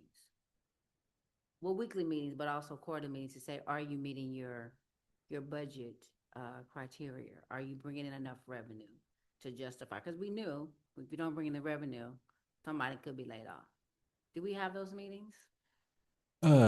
We have not had them since I have been here, mostly because we've been rebuilding the system. Right, since you've been here, yeah. Uh, But that may be some dialogue that that we talk about, and when we're talking about training, that we talk about, so people know, this is what our budget projections are, this is where we are here. I know the police kind of do it because they knew that they weren't meeting some of their projections. Because you can't meet your yearly projections if you're not meeting your quarterly projections, right? so one of the things that is in the process is, we've rolled out all the transparency stuff for the citizens and council and everybody. The big thing that's coming next is individual departments are getting their own custom dashboard that they will be able to track everything on. It'll look OpenGov? oh, but yeah, it's through OpenGov. Um, and because I've got the base for the others built, it's easier for me to build their own specialized version of it. But each department's going to get basically their own web page that lets them look at all the data they want to look at, and it'll still be live updating and everything. So that is coming, and then there'll be eventually monthly like checkups where they'll have it'll probably start quarterly just from like building it back up, but eventually be monthly where there'll be a calculation that's run on their numbers and to say this number is out of whack, too low, too high, what's going on there. It doesn't match historical trends. It's not within our budget expectations. And then what they'll do is they'll provide an explanation for it. Because I think what's Yeah. happening, because those conversations are not happening, the directors don't know where they are. As far as, are we bringing enough revenue in to justify this position? I mean, I'll be quite frank with you, most cities across Texas are mining for money. They're raising their fees to make sure they can keep their people, so they won't, when people call me and they complain about, we're getting stopped, we're getting this, and it's all across, I said, the cities are mining for money. Make sure your insurance together, make sure you have everything, because the city is looking for fees and fines to make their budgets. That's the reality of America. Some people say it's oftentimes based on race because we're easily identifiable, right? But the issue is that cities have to make money too. and this is how they make it. And I think what we could do, because let's be quite frank, our over budgeting has happened in public safety, but nobody's willing to give that up because we don't want to go back to drive-by shootings. But we do have to find the revenue to justify why they're not getting the cuts, as, you know, because you got some department heads that are like, hey, they've been having a party over there in police and fire, you know, the last couple of years. Why should we have to get cut when they're not? So we've got, I think what the mayor's, and I'm not speaking for him, but I think just being around this council now, and why we like to do from zero budgets is to build that revenue back in there. And to be honest, because the only way that cities make money is through property tax, sales tax, fees and fines. That's the truth, right? The revenue? Yes. I Yeah, mean, that's it. grants are their own separate thing, but Right, that's separate. That's Yeah. gravy.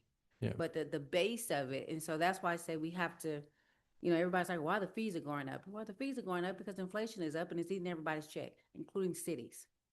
And so that's why we're like really begging you, find the revenue so that we can keep people working. And so that we can maintain that the goal. And I know you have to say that we're trying to build our savings Yes. account back, but we also want to maintain safety too. How do we do that? We got to find the revenue. Yeah, I will say, and it is in this, the line items, the reserve and the emergency. This year we are putting in less than a quarter of what is needed to allow for a little bit more wiggle. I've already sort of built that in. Because you can make a lot of money in code, especially if it's done right, for its fees and fines. Yes. Now some of that depends on the judges you have and, you know, how they do their part. And then I would always caution in a first year that you don't want to overinflate. Again, that is one big thing that definitely happened in previous budgets, Right. is that there was a lot of Over. overinflation, especially of revenue. I mean, yes, there was some overexpending of expenses. Right. All of that we can sort like, you know, Nobody was watching their revenue. What was it but coming? what the bigger killer, yes, expenses going over is bad. They were all providing service, right? So they're much easier to forgive and understand. The revenue being so far off is the real killer, and that's, you know, I know I try and harp on it a lot, but like we really want to make sure that what we're But the software is going to help us with that. This $1 million, $800,000 software that we just bought. Yes, and that makes everything smoother. It makes transitions better. It allows people to do work quicker and therefore be able to do more things. It on its own does not actually generate revenue. What?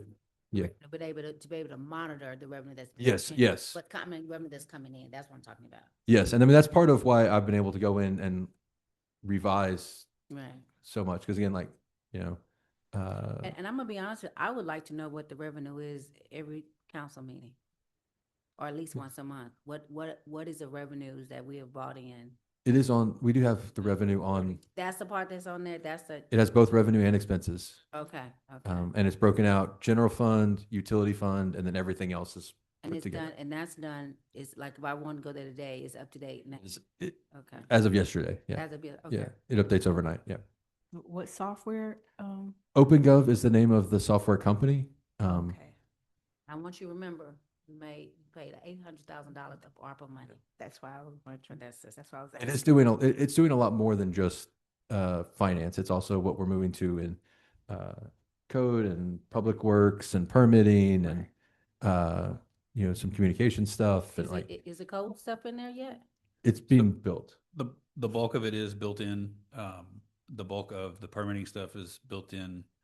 I believe our goal was to go live September 1 with the OpenGov platform for development services and code, so that supposedly, and I'm not an IT guy. We all know that I'm not, but supposedly OpenGov has a more user-friendly interface on the website, so that more things can be done via hot links on the city's website. Right.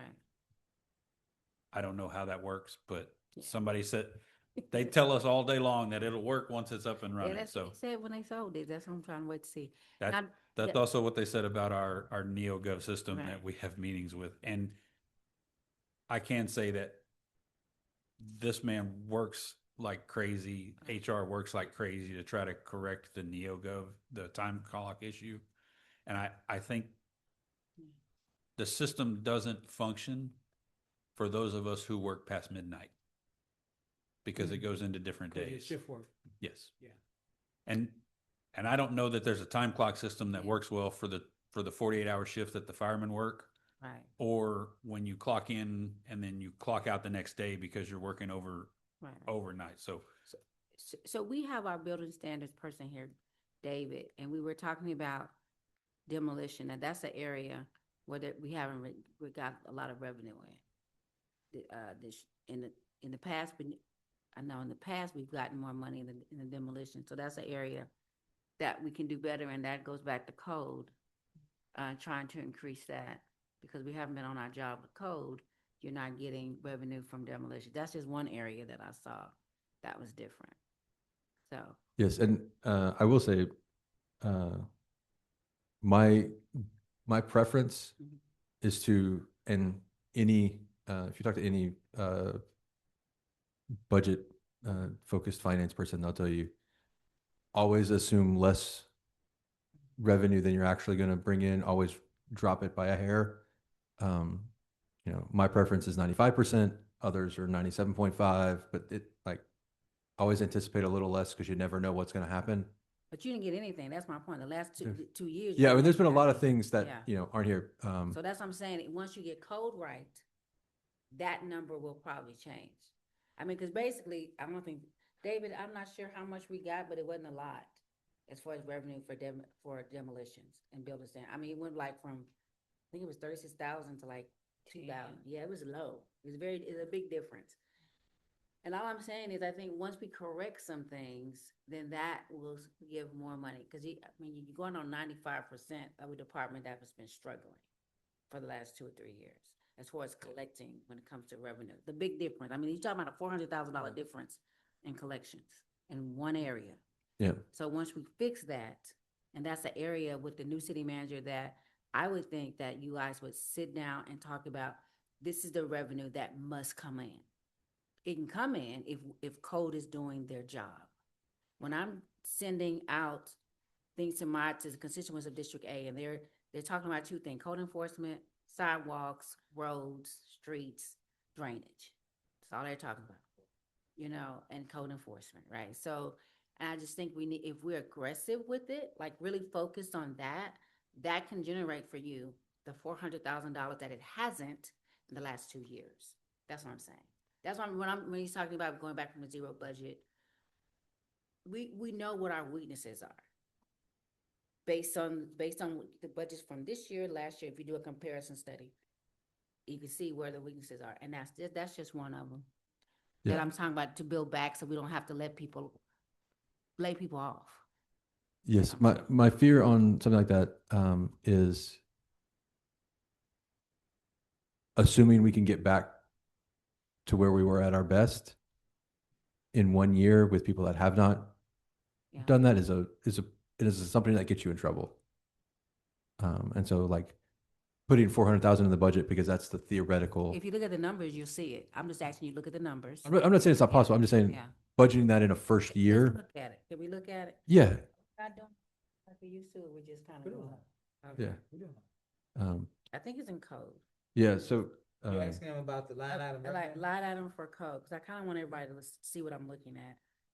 I think it was under code enforcement on Do you the have a, packet what page are that you you on? Ms. gave Nancy? us. code is Code 2 enforcement, pages, 2 full pages, front and back, flipped. code enforcement. Yeah, it's on its own. Oh, I see. And I noticed that, I think when you first gave it to us. And you're talking about the revenues at the bottom is what you're the looking at? revenues, mhm. Yeah, the revenues that I could directly tie to code were there. She might, Ms. Yancey might be talking about one that is in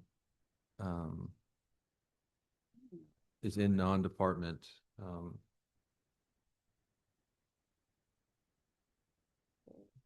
Oh, Trying to find it.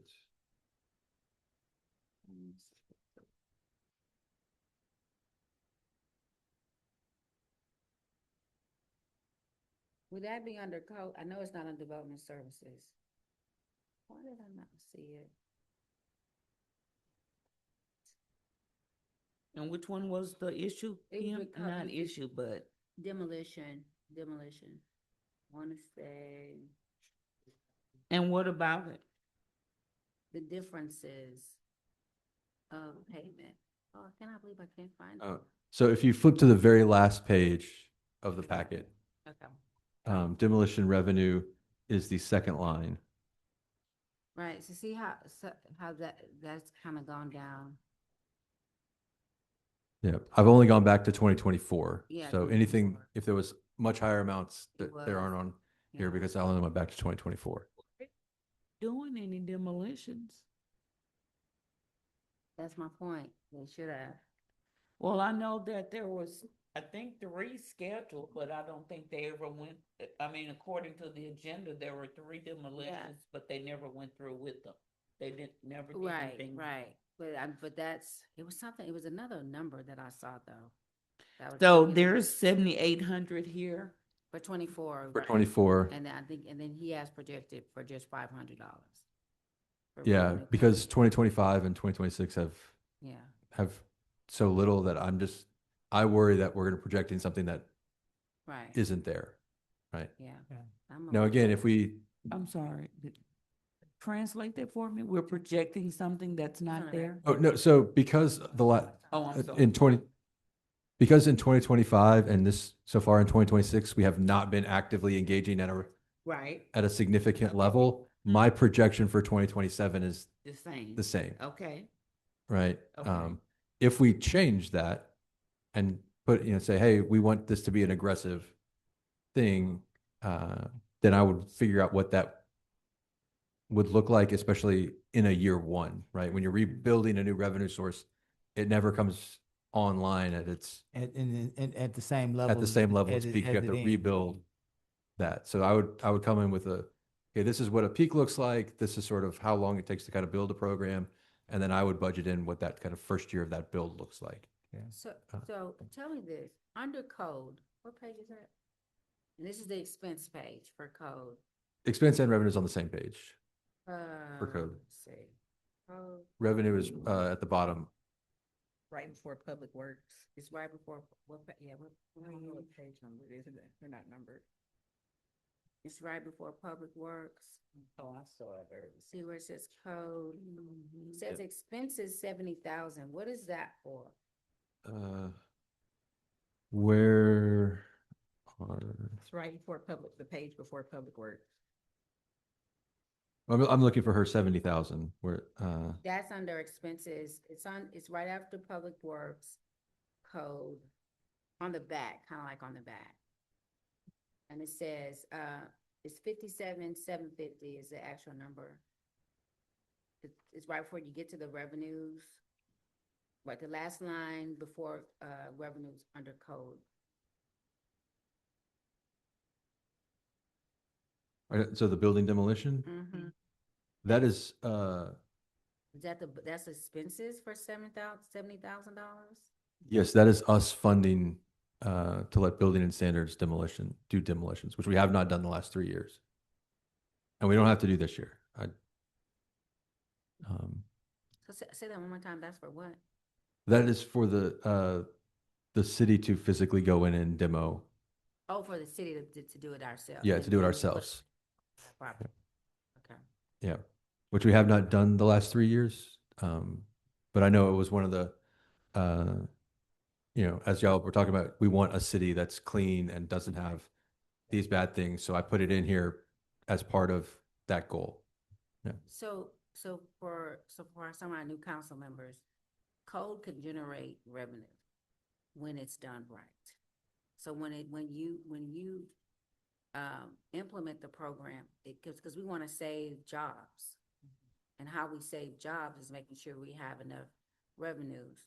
But you got to articulate that to the team to know when they're not meeting the revenue projections.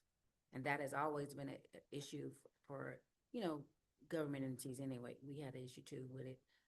That's why communication was very important. So that was the issue why we got the software, so that we would see in real time, money's going out, money's coming in, and being able to make decisions based on that. And so, and I know when we had the financial retreat in May of 25, this was an area that it was a big loss in, and we need to build that back. That's what I'm trying to say. Yeah, and we are, working on capturing that. So like if you look at the revenues for code, um, we do want to be conservative in our projection of what we'll get back from liens, because that's not something we control, right? It's whoever happens to sell a property that we have a lien on, right? So we do want to be conservative in that, because we don't want to put $200,000 in that and then no one sells a house that year, and then yeah. So, but we did look at if we wrote 2,000 tickets in our first year as code, 2,000 citations, which is a number that we think is based on conversations with Chief Franklin, he thinks is possible. Like that's like, again, that may not, in 4 years when everything's fully running, everybody knows what they're doing exactly right, that number might be a lot higher, right? But in a first year, we have to be conservative, right? So we looked at 2,000 citations. And again, we're starting basically from scratch, right? So 2,000 citations. We then took what a citation does on the police side and how much money per citation actually makes it to the city. They're not perfectly aligned, but that's the best number that we can work from, because we don't have any code citations to see what that actually looks like. So show me this on that same page with the Mhm. revenues where it says tax revenue, sales and use tax. You're saying that's what we projected. That's what we had in 24, the 5,497,000. In 25, we had 6 million. In 26, we had 3. What is that? So the next columns are year to date. Right. Okay. So the column in budget available, that's the 2,420,000. Is that what you're talking about? Explain that. For both sales and use tax and the current year property tax, those numbers there are in total. They're not broken out by that same percentage for each department that we're assigning. And sales tax is always 2 months behind. So the proposed NNR for the fiscal year 27, you have that at 145,000. Explain that. yeah, so if you take our, and that number will have to be adjusted a hair, because I just recalculated the new number. So it'll go down just a hair, probably $1,000 or so. Code, I have receiving 2.5% of our sales tax and property tax is the percentage I assigned to code. 2.5%. 2.5%. Yeah, it's this chart right here. Okay. On the front Oh, page. back. Okay. Here, back. Okay. Kind of checked out there for a minute, Worth. Yeah, I was like, okay, you ain't gonna say nothing. I got you. Well, it is getting to be that time. I got lost in the discussion. We are thinking about moving, and we already have the code enforcement operation underneath the police department. So the question then is, how much revenue has code generated this past year? And it seems like, and I want to make a distinction here. I think that when you have code under a fire department, it is obviously more customer friendly, more compliance driven, because firefighters are like that. They want to work it out with you. So I don't really want us to look at the fire department or their leadership and code in a way that's not true.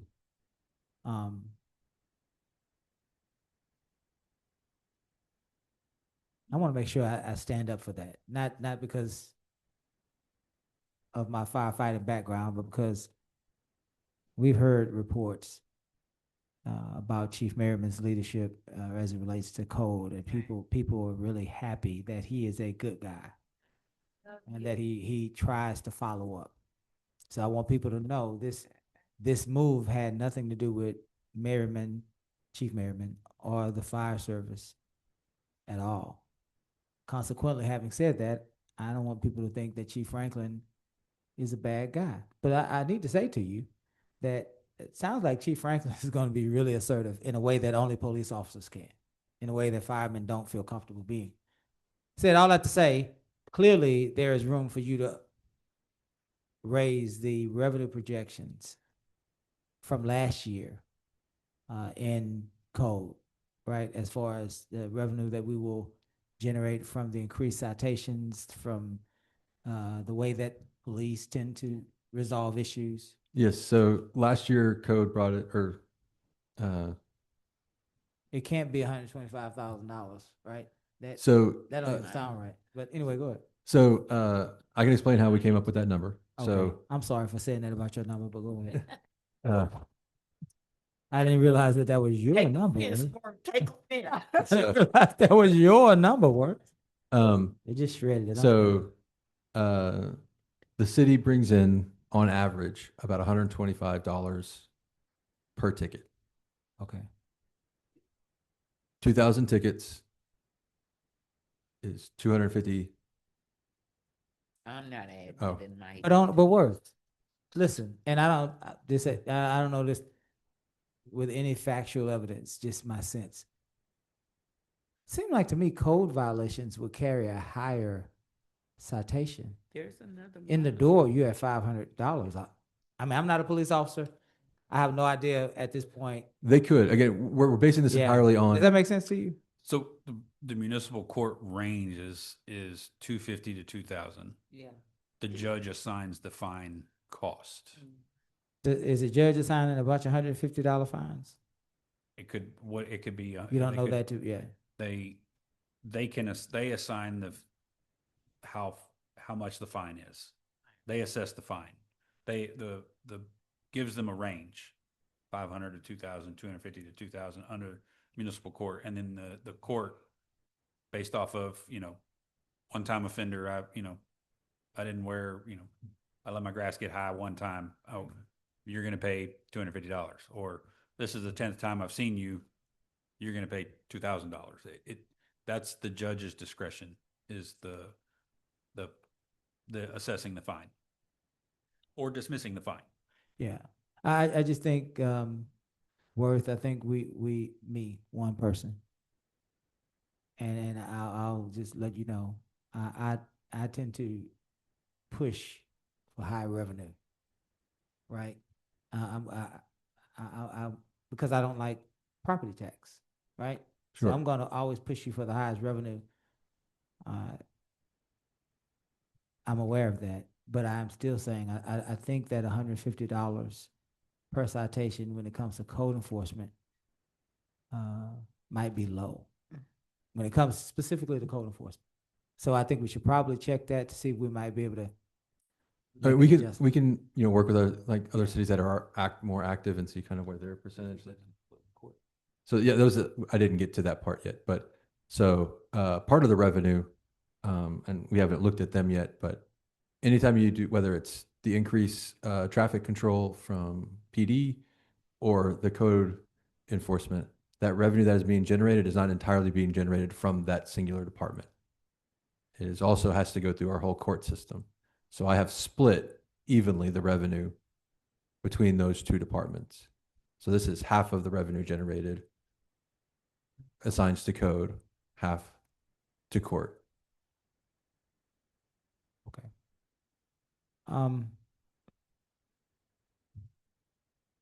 Can you do what? Yeah, go ahead. So 125,000 divided by 150 is 833 citations. Just at 150, let's say just stay low. Cause that number is low. Even though I know you gotta share it with the court. Just 150, 125,000 divided by 150 So is 833 citations. that number would be 250,000. The 125 is codes, the 125 is courts. It's Okay. 250. So the full number would be Right. 250. Yeah, so we're expecting to generate $250,000 from the 2,000 citations. Where'd you get 2,000 citations from? That's just the number that after discussing with Chief Franklin, we thought was a reasonable first year expectation. Again, you're talking people that have not been doing this. Yeah, no worries. Ramping We're up. just trying to And figure it so out. Yeah. So did we Which is not a reference small that? number. Did we reference that? Did we consider looking at the call volume? How many cases are open yearly? What's the call volume? How many multiple citations or documentations of citations or possible citations on each case? You get what I'm saying? We gotta, which I know you know this because you're so meticulous that you you divided the revenue streams by department. So I get that you're very meticulous, and so I appreciate that. So I think that we need that. We need to get down into the weeds. We need to get down to the weeds to help save these jobs, right?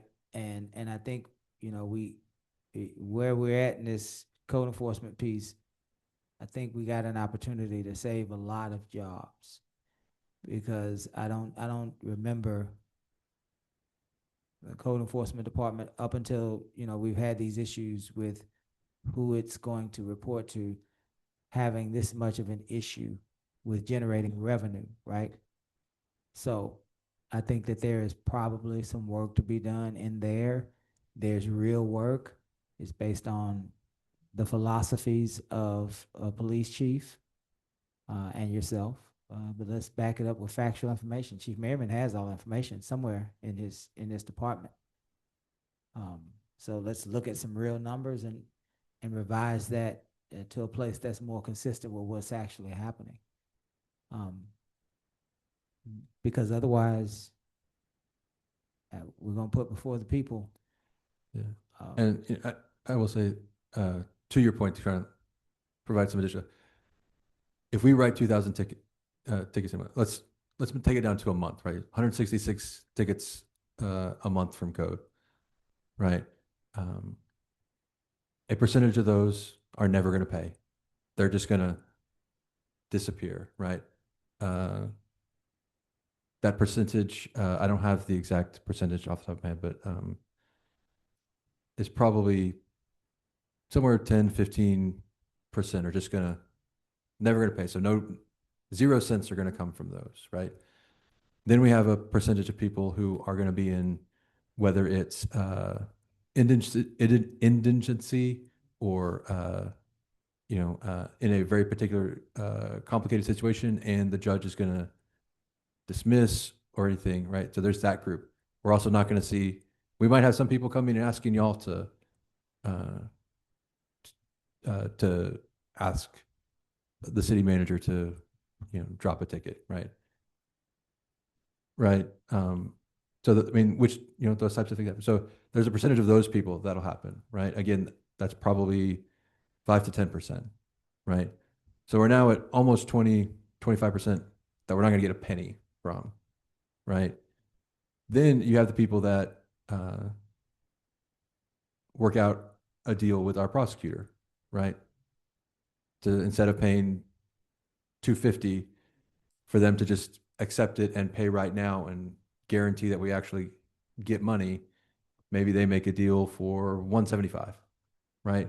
So instead of getting the full $250, that gets dropped down. And then you have the people that, pay it all. And then you have the people that, sign up for a payment plan, but only do the first payment. And so just because a ticket is written for $250, the reason that we don't plan on receiving that is all those other things that come in that drop that average. But then if you have an aggressive code, for instance, I have a house right now next door to me. There was a car in my front yard. I didn't own it. I asked them to move it. They never did. Stayed there 9 months. It got reported. Took another 2 months to come get it.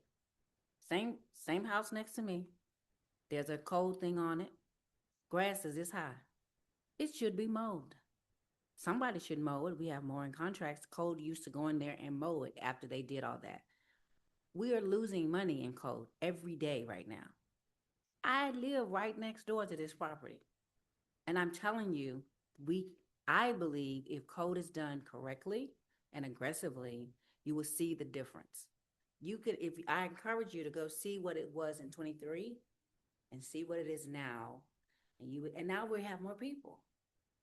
Now we have, things are different. We've had an increase. We were at 19,000, now we're at 21,000.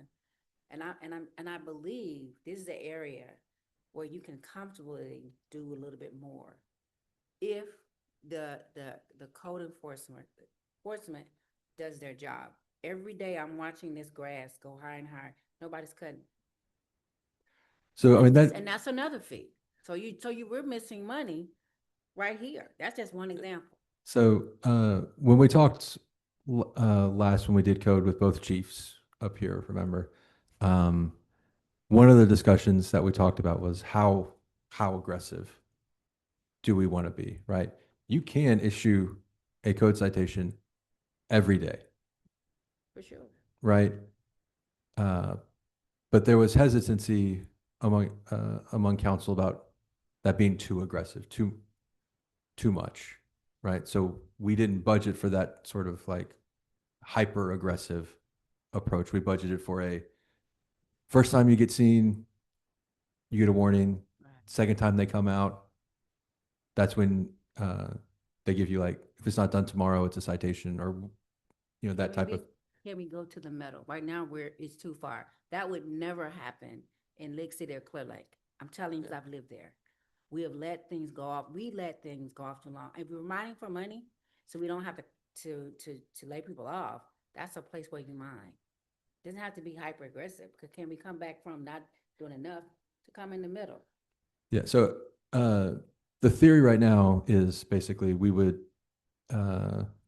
cite once a week for the same property for the same issue.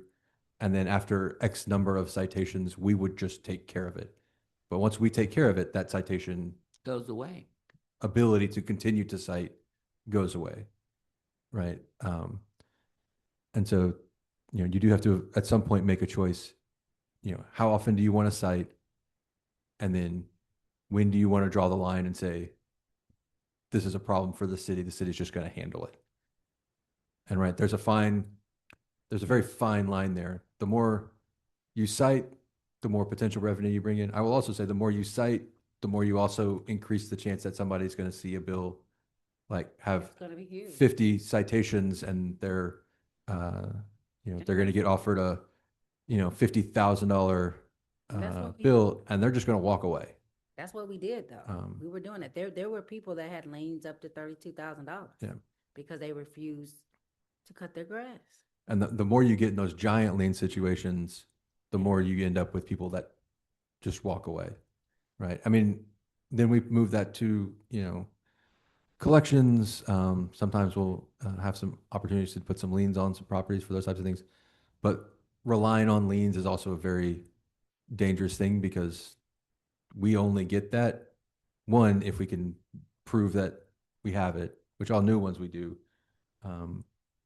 But then it only happens when that person sells the property. At some point, and then at some point that becomes counterproductive Yeah. And then because the property is overvalued. Nobody wants to buy it. Yeah.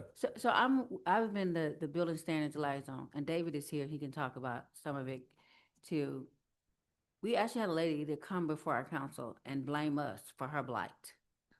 That because the community hasn't protected her property. I'm talking about the barbecue thing.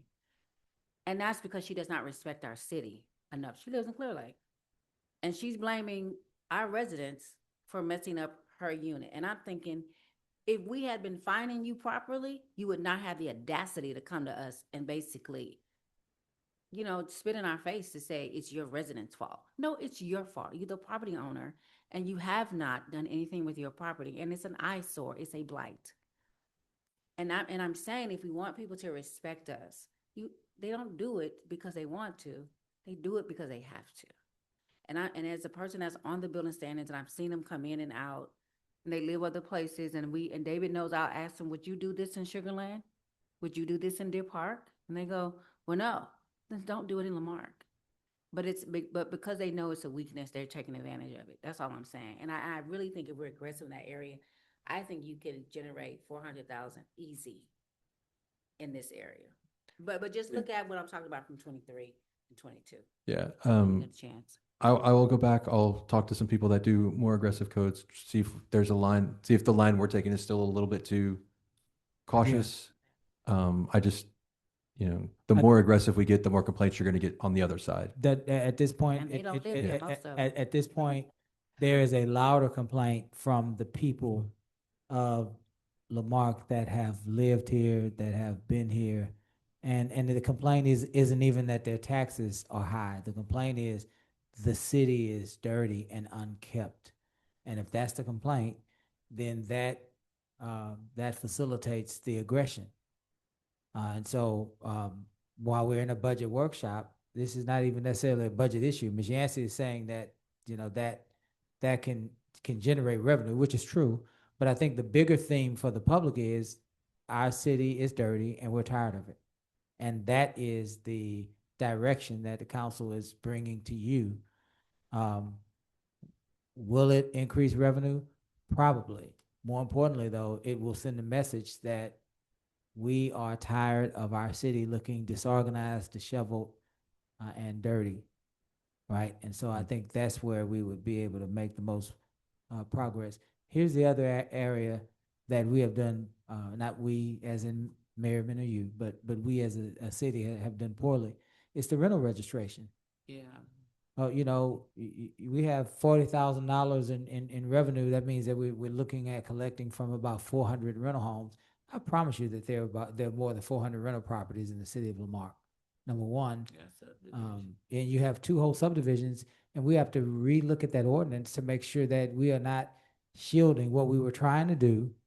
In that instance is, we had some folks in our community that were elderly, and that this was their retirement. They had accumulated 5 houses or 6 houses, right? And they were using that obviously as a retirement, right? We get it. And so we didn't want to overburden them. So we said first house, $100, each additional house, $10 yearly, because we wanted, their own fixed incomes. But in that, you have these whole subdivisions that have entered our city, and they're benefiting from what was designed to help the senior citizen living on a fixed income using this as a retirement. And so we have an opportunity to raise fees in the rental registration ordinance. And I think if we raise fees there and we aggressively identify, because it's easy to do it. You look at the deed of a house and you look at the name on a water account. If the name on the deed does not match the name on a water account, then they are renters. Unless they can prove somehow that David Merriman's name is on the house and my name is Mike Merriman, I'm his son. Okay, well, you should be able to prove that. If you can't provide documentation to say that you are a direct family member, son, daughter, mother, father, sibling, husband, wife, right? Then we go into it's a rental registration, and we pursue it in that way. I think that can generate easily an extra $100,000 or so dollars. So as you start, maybe the revision of the aggressive code enforcement piece generates a couple of $100,000 more dollars out of the grand scheme of it. Maybe a rental registration adjustment generates another 75,000 or so. Now you're at 275, and you're getting closer to that million, right? We do still have to make up the other million that the budget is off as well. So it's not just the saving fire million, just. Yeah. Yeah. And I know every time we feel like we climb up 2 steps up a mountain, you push us down 5 steps. Well, Here you go again. we're gonna be here all day, Worth. This is not our first rodeo. We're gonna Yeah. be here all day with the same. I'm happy to work through every single option. And I feel like, part of my job as, in this instance, as the You're being a finance good finance director director. We're teasing, is but yeah. to be the, You're doing exactly what you're supposed to. We're just having fun with you. But in all seriousness, I think we need to revise, if possible, some of those numbers up because we seriously do not want to have to let go of anybody. But it's, but definitely we don't want to have to let go of 9 firefighters because it more than the fire service response, the emergency medical response is yeah, I mean, that's big life, deal. literal life. It's literally life and death. People can move on from fires more times than not. We know when fire happens, unless it's a middle of the night or a freak accident, usually you're able to get away from a fire, but you can't get away from chest pains or a stroke happening, right? Or a brain aneurysm. You can't get away from any of that. Hey, Miss Rita, how are you doing? How was your lunch? We're teasing. We're teasing. We're just having fun with you, Miss Rita. That's all. We'll let him sign. Miss Rita, did you have anything to add on the budget? That was a great idea, Miss Rita. Thank you for that.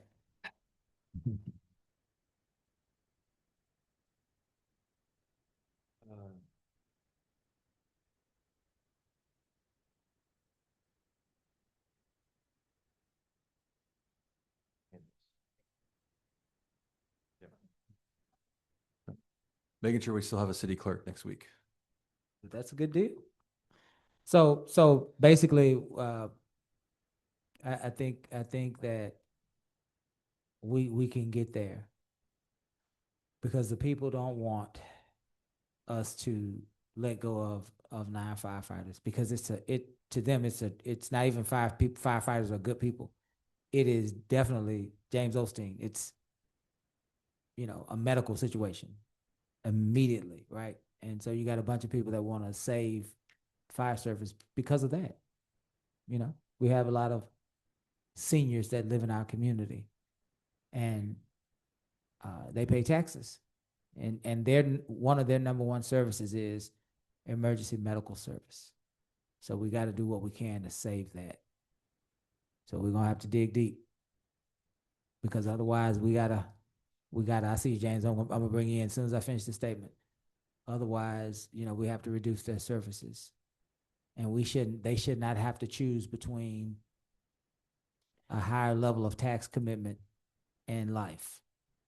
Right? We ought to be able to do this, and I know you're going to help us do it. So I appreciate you. James, did you want to jump in? Get to a microphone if you need to, or did you? Can you get to that microphone so they can hear you? Maybe. I don't know if this will help or not, but I believe that you built in the building up the reserve fund in this budget. You might want to know how much is going to the reserve fund that you might could cut that reserve fund or something. See But what the that's rate something to talk is. about. Yeah. See what the rate of replenishment is. Yeah. Did you have something, Worth? Non-budget. It's in the non-budget section. Oh, yes, those are in the non-budget section. Okay. They are, so, we are, budgeted to contribute 1.5 million to the reserve fund and believe it is 300,000 to the emergency fund. Did you say 800,000? 300. 300,000 300,000 where? into the emergency fund? So yeah, it's 1.5 million to the reserve fund and 350,000 to the emergency fund is what we have currently budgeted. 330, 350. 350. Yep. Let's go back and look at an aggressive rental registration program where we are no longer shielding those large rental developments, those developments that are purely rental. Mhm. See if we can get an aggressive. Would that be code enforcement? Is that under code enforcement? The rental registration? Does it have to be? Could those guys do it? I mean, it can go development services, it can go. It was originally under, so the rental registration, coin operated, all of those permit fees were all under development services. And then rental registration got handed to code enforcement. Code enforcement. Yeah. So I was thinking we also are talking about in the back of our minds, this position, this community development. So it might be another thing that's, but the point is we need to be more aggressive in code enforcement and more aggressive in rental registration. Let me circle back really quickly. Oh, sorry. Let me circle. let, let me she only let me see that one the only one side of that equation. I bet you the other side. What was the other side? So I hit her first. Okay, She okay. replied. I said, y'all are gonna get us. Cause we are pushing. We are really pushing today. The other thing Worth was we talked about this. I'm going to switch gears, but I'm still in the revenue section. But I wanted to get some clarification. I think you and I talked about this, or maybe Shannon and I talked about the sludge. The sludge is still being moved through our wastewater treatment plant, which is cool. But we recollect that we were being paid for that to happen. And the fee was about $400,000 to $500,000. Is that the fire station? Just some unexpected loud noises. Yeah. The fee was about $400,000 to $500,000 that they were paying us. And so I guess what we want to know is, Shannon says we're still doing it. Have we collected those fees? And if so, where are they? So they would be in the utility side, not in the general fund side. Yeah. I did talk to Mr. Osteen about it. My team is looking into verifying that we have been getting that money.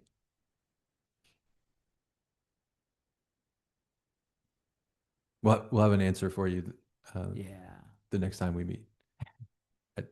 I've been here. Yeah, because, yeah, please do. Please verify, because that's a lot of money for us to not know that if we got it or not. And I'm not saying you're saying that, but I we really need to- I can't say one way or the other because I have not personally. you know what? Yeah. No, but we do need that answer. Well, Yes. I'm getting ready to stretch your brain a minute. And maybe you know, maybe you don't know. Maybe this is something Gus has to look at. This is a huge stretch, but we're at a huge stretch moment.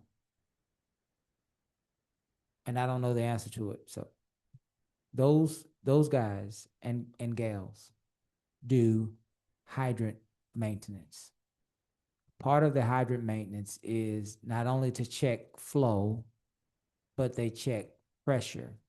They are making sure that our utility is functioning properly because it has flow, and they are testing the pressure And flush sediment. and flushing sediment. So they're cleaning it, maintaining it, and they're testing the adequacy of the pressure. Whatever that pressure looks like for them in their testing can be equated to what that would look like on a regular flow in somebody's house. So whatever that gauge is, you know, they can see, oh, that's probably going to be 25%, 25 psi in somebody's home, or 30 psi or whatever. So if they are making sure that the infrastructure is working properly by physically watching water flow, if they are cleaning and maintaining it by flushing out the sediment, if they are testing the pressure of the water system, here comes the stretch, why wouldn't a portion of their salaries be able to be compensated by the utility fund? Stretch. So that is certainly something that can happen. Again, similar to how finance does all the accounting for the utility fund, right? Both public works and utility billing side. Same with how HR, does all their HR service. a portion of their cost can come from the utility fund. You would want to set aside the specific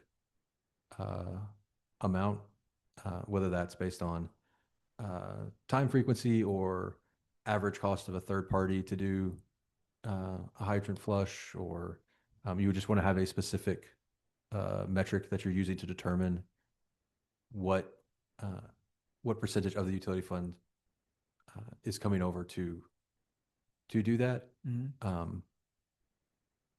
We have, at the moment, we have no money from the utility fund coming over because we were trying to separate, make sure the utility fund is fully self-stable before we started moving money back over. That is always something that can be reconsidered.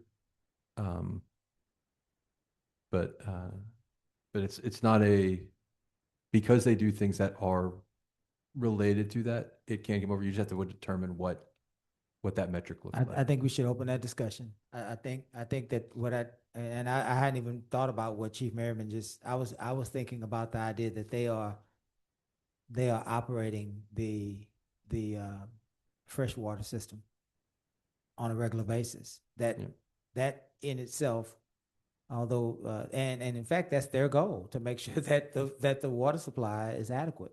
That's the same thing that they're doing in public works, just for a different reason, and using different appliances, right? So that would be huge, especially if you're talking about trying to make up $1 million, and your salary portion of your budget, Chief, is what, about 4 million, somewhere in there? Am I wrong? I could be totally wrong on that one. Yeah, it's 4 point something. 4.3. 4.3. So if 20% of that is what? 20% of 800,000. Yeah, in that neighborhood. Get your purse, Tanya. We going home. Just made it up. Let's go. Not quite that, but close enough for our discussion. We can't. Dag nabbit. No, in all seriousness, worth. So I'm not sure 20% is the correct number. No, yeah, may not be. I mean, that is something we can look at. That does touch on a bigger topic, which is interfund transfer. Again, there's no, in the budget right now, on either the utility fund side or the general fund side, there is no transfer of funds. And again, that was about specifically ensuring that we could make the utility fund solvent and whole before we started moving money back to the general fund. Yeah.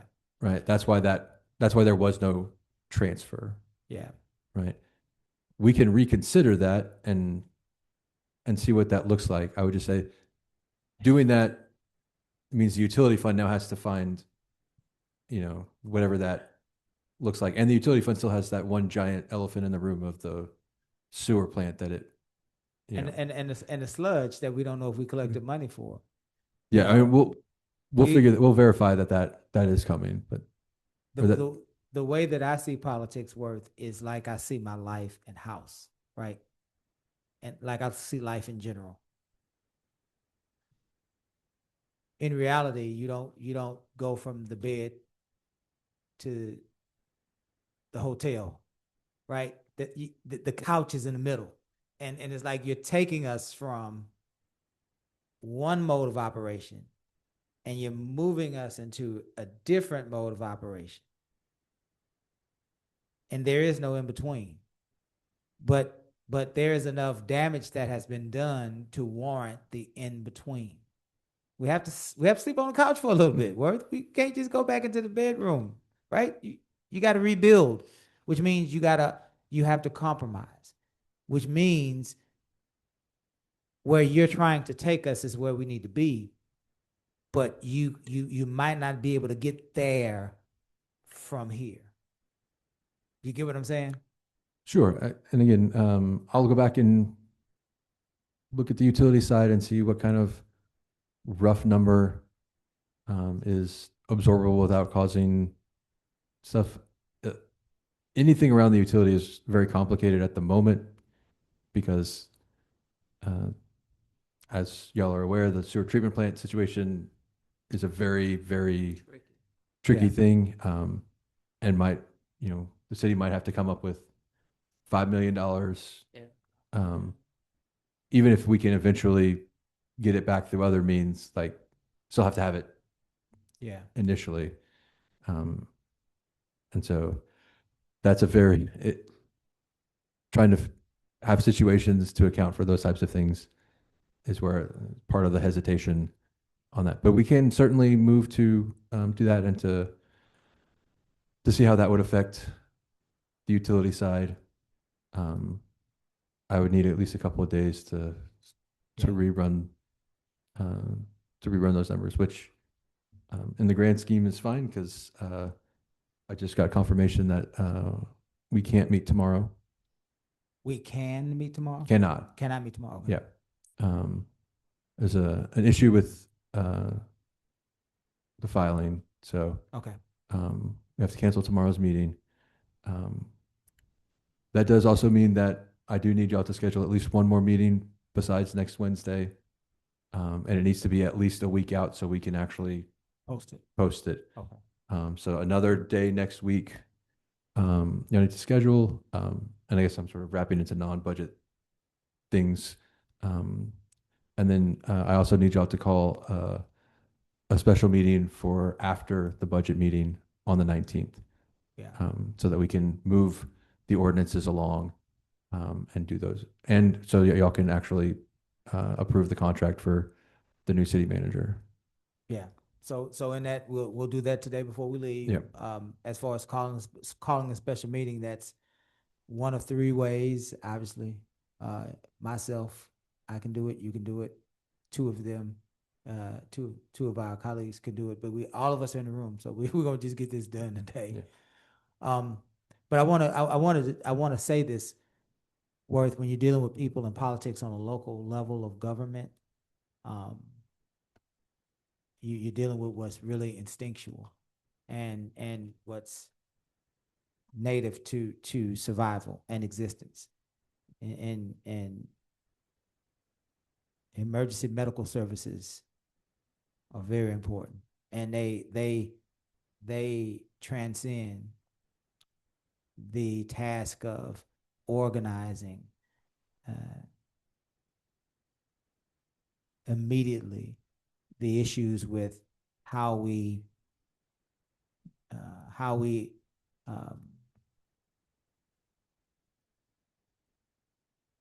operate, if that makes sense. So on the road to that, on the road to keeping those accounts separate, there's a bridge, and that bridge and on that bridge there's about 9 firefighters and about 5 police officers and about 6 public works personnel, at least, right? And so I think if we understand that, the community understands that, they might be able to survive 6 public works employees. They would not want to survive 5 police officers, but they definitely don't believe they can survive 9 firefighters, right? It's how people think, right? So I think, again, a little flexibility in getting through this year, along with a plan for how we will totally get to where you're trying to take us in the next couple of years, I think is ideal. I'll step back. Anyone? Yancy over there writing the whole book. I don't know what you told her was, but she's doing addition, subtraction, some multiplication, some division. Are you getting what we're saying? Because now we're going to probably recap and start bringing this horse into the barn. Yes. So I will work through all the information that y'all have asked for. I'll either provide an answer if it's just a question like the sludge fee, but I will also update the general fund line item budget based on some of the discussions and send out a version 2. I will include a transfer from the utility fund that I think is Reflective. uh, reflective but bearable, right? Isn't gonna Is a Cause- better word, yeah. cause kind of, any kind of catastrophic damage in that, Yeah. in that fund. And we'll continue to work through things. One of the things we will try and get back to y'all for the next meeting is sort of a very rough estimate of what we think fees could do by raising all the different things that need to be raised, Okay. and try and give you some level of idea of what that might accomplish. I would also, in my finance director, I'll tell you, it's great to hope, but hope doesn't math. Thank you, Worth. And so, in the end, the budget does have to math. And so it can't just be hope. Since we have spent so much money on the process and our processes have improved, we need to see that work. I know as a resident, I want to see that $800,000 ARPA software work so that we can see it. And I think, you building back and squeezing, we have to show our staff and our residents that we're squeezing the limit and we're mining, trying to see what we can do to keep our people in this horrible economy. I know it doesn't feel like it to anyone, Right. other than maybe me, because my brain, has its own unique setup. I actually think it shows incredible responsibility and care that we aren't just using old revenue projections, that we actually said, no, those aren't real. That's part of the problem.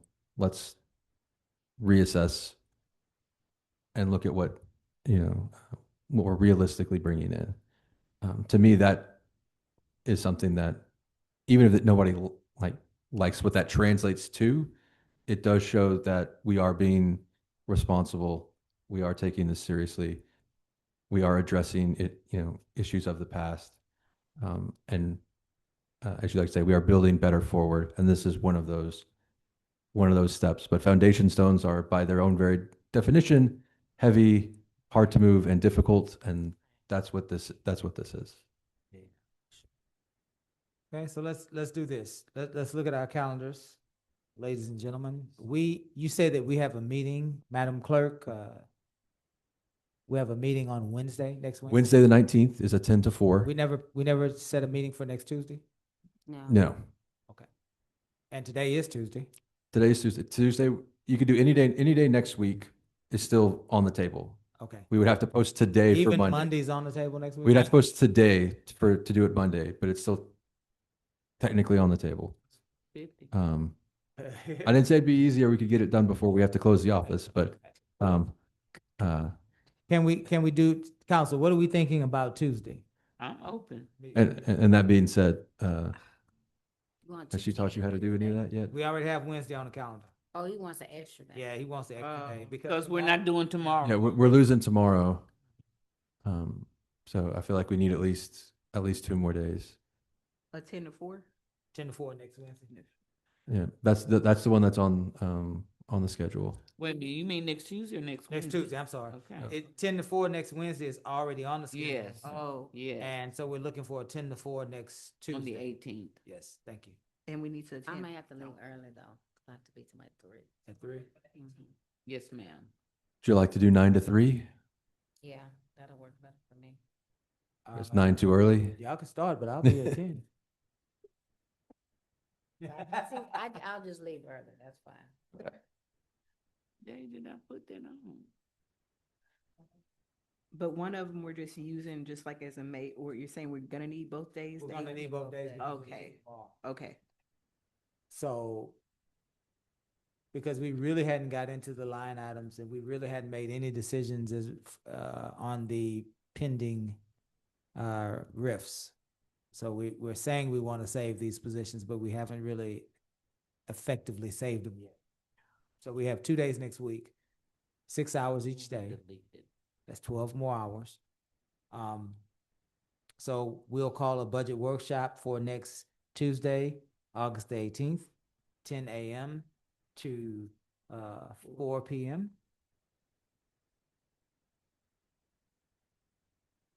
we will call a special meeting. Same days, ladies. Okay. Kim's gonna not be here on the 18th, so on the 19th, we'll stop at 4, and we'll move from a special meeting from our budget workshop at 4 to a special meeting from 4 to 5, which will be, Worth, what do you have for us? Is that the 19th? I'm sorry. That is the 19th. Okay. Wednesday the Yes. 19th. So we have 2 ordinances that need their second reading. We have at least 1 ordinance that needs its first reading. Most notably, the city manager contract, it's got to get signed next week. So that'll be on there. And then we have Ms. Yancey's request that I believe Councilwoman Williams seconded about executive session related to somebody seconded, I don't remember. Probably me. Lawsuits. Related to lawsuits, an update in executive session. I think there's one other executive session thing that was brought up that I'm blanking on at the moment. And then I have something I'd like to discuss in executive session. Okay. So we'll make time from 4 to 5:30. Yeah, That, an hour and a half should be able to get What us day, through the same on day? Wednesday, the 19th. the 19th, yeah. Yeah, it'll be not a crowded agenda, just trying to knock out some Okay. business. So, on the 19th, 10 to 4, and a special, On the meeting. 18th, 10 to 4. Right. Oh, yeah, I'm sorry. 19th 10 to is 4, workshop, and then from 4 to 5:30 is special. special meeting. election. A special meeting, yeah. And the 18th is just 10 to 4. Yes. All right, we're 7 minutes from 5, so we're gonna final thoughts this thing, and then we're gonna break at 5. Final thoughts, council, for this week? Anybody? Doesn't matter, you don't have to. Good. You good? Ms. I'm Williams, good. Just good? thank you. Mayor Pro Tem, you good? Wonderful. You're wonderful. Okay. Well, I think we gave you, Worth, and your staff some homework, so we look forward to what the response will be. We'll give you, Chief Merriman, the final word, and we will adjourn after.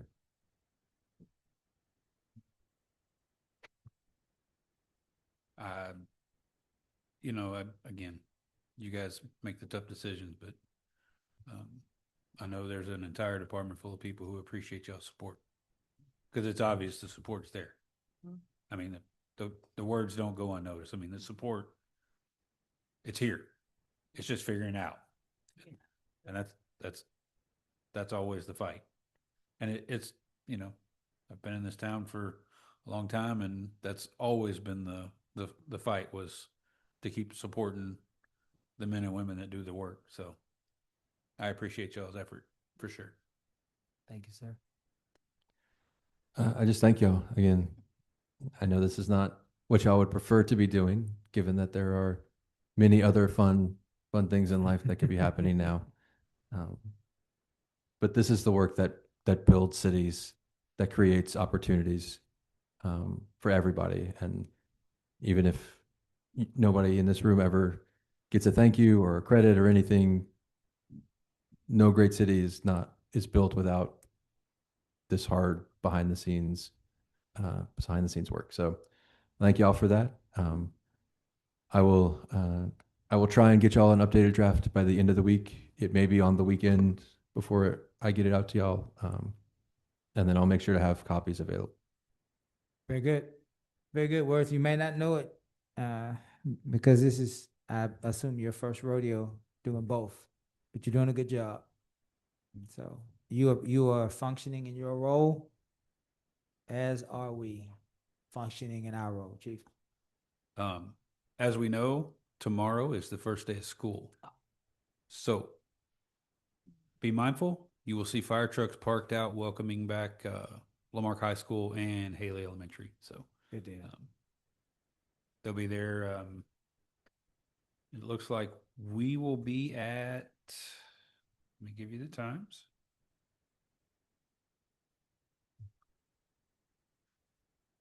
We will be at the high school between 6:30 and 6:40 to welcome the high school students back. And then at 7:30, we'll be over here at Haley Elementary. So be a good school year again. Good deal. Good deal. Council, if there's nothing further, I will entertain a motion to adjourn. Is so moved, there's second? Second. All in Second. favor? Second. All in favor? Aye. We stand adjourned.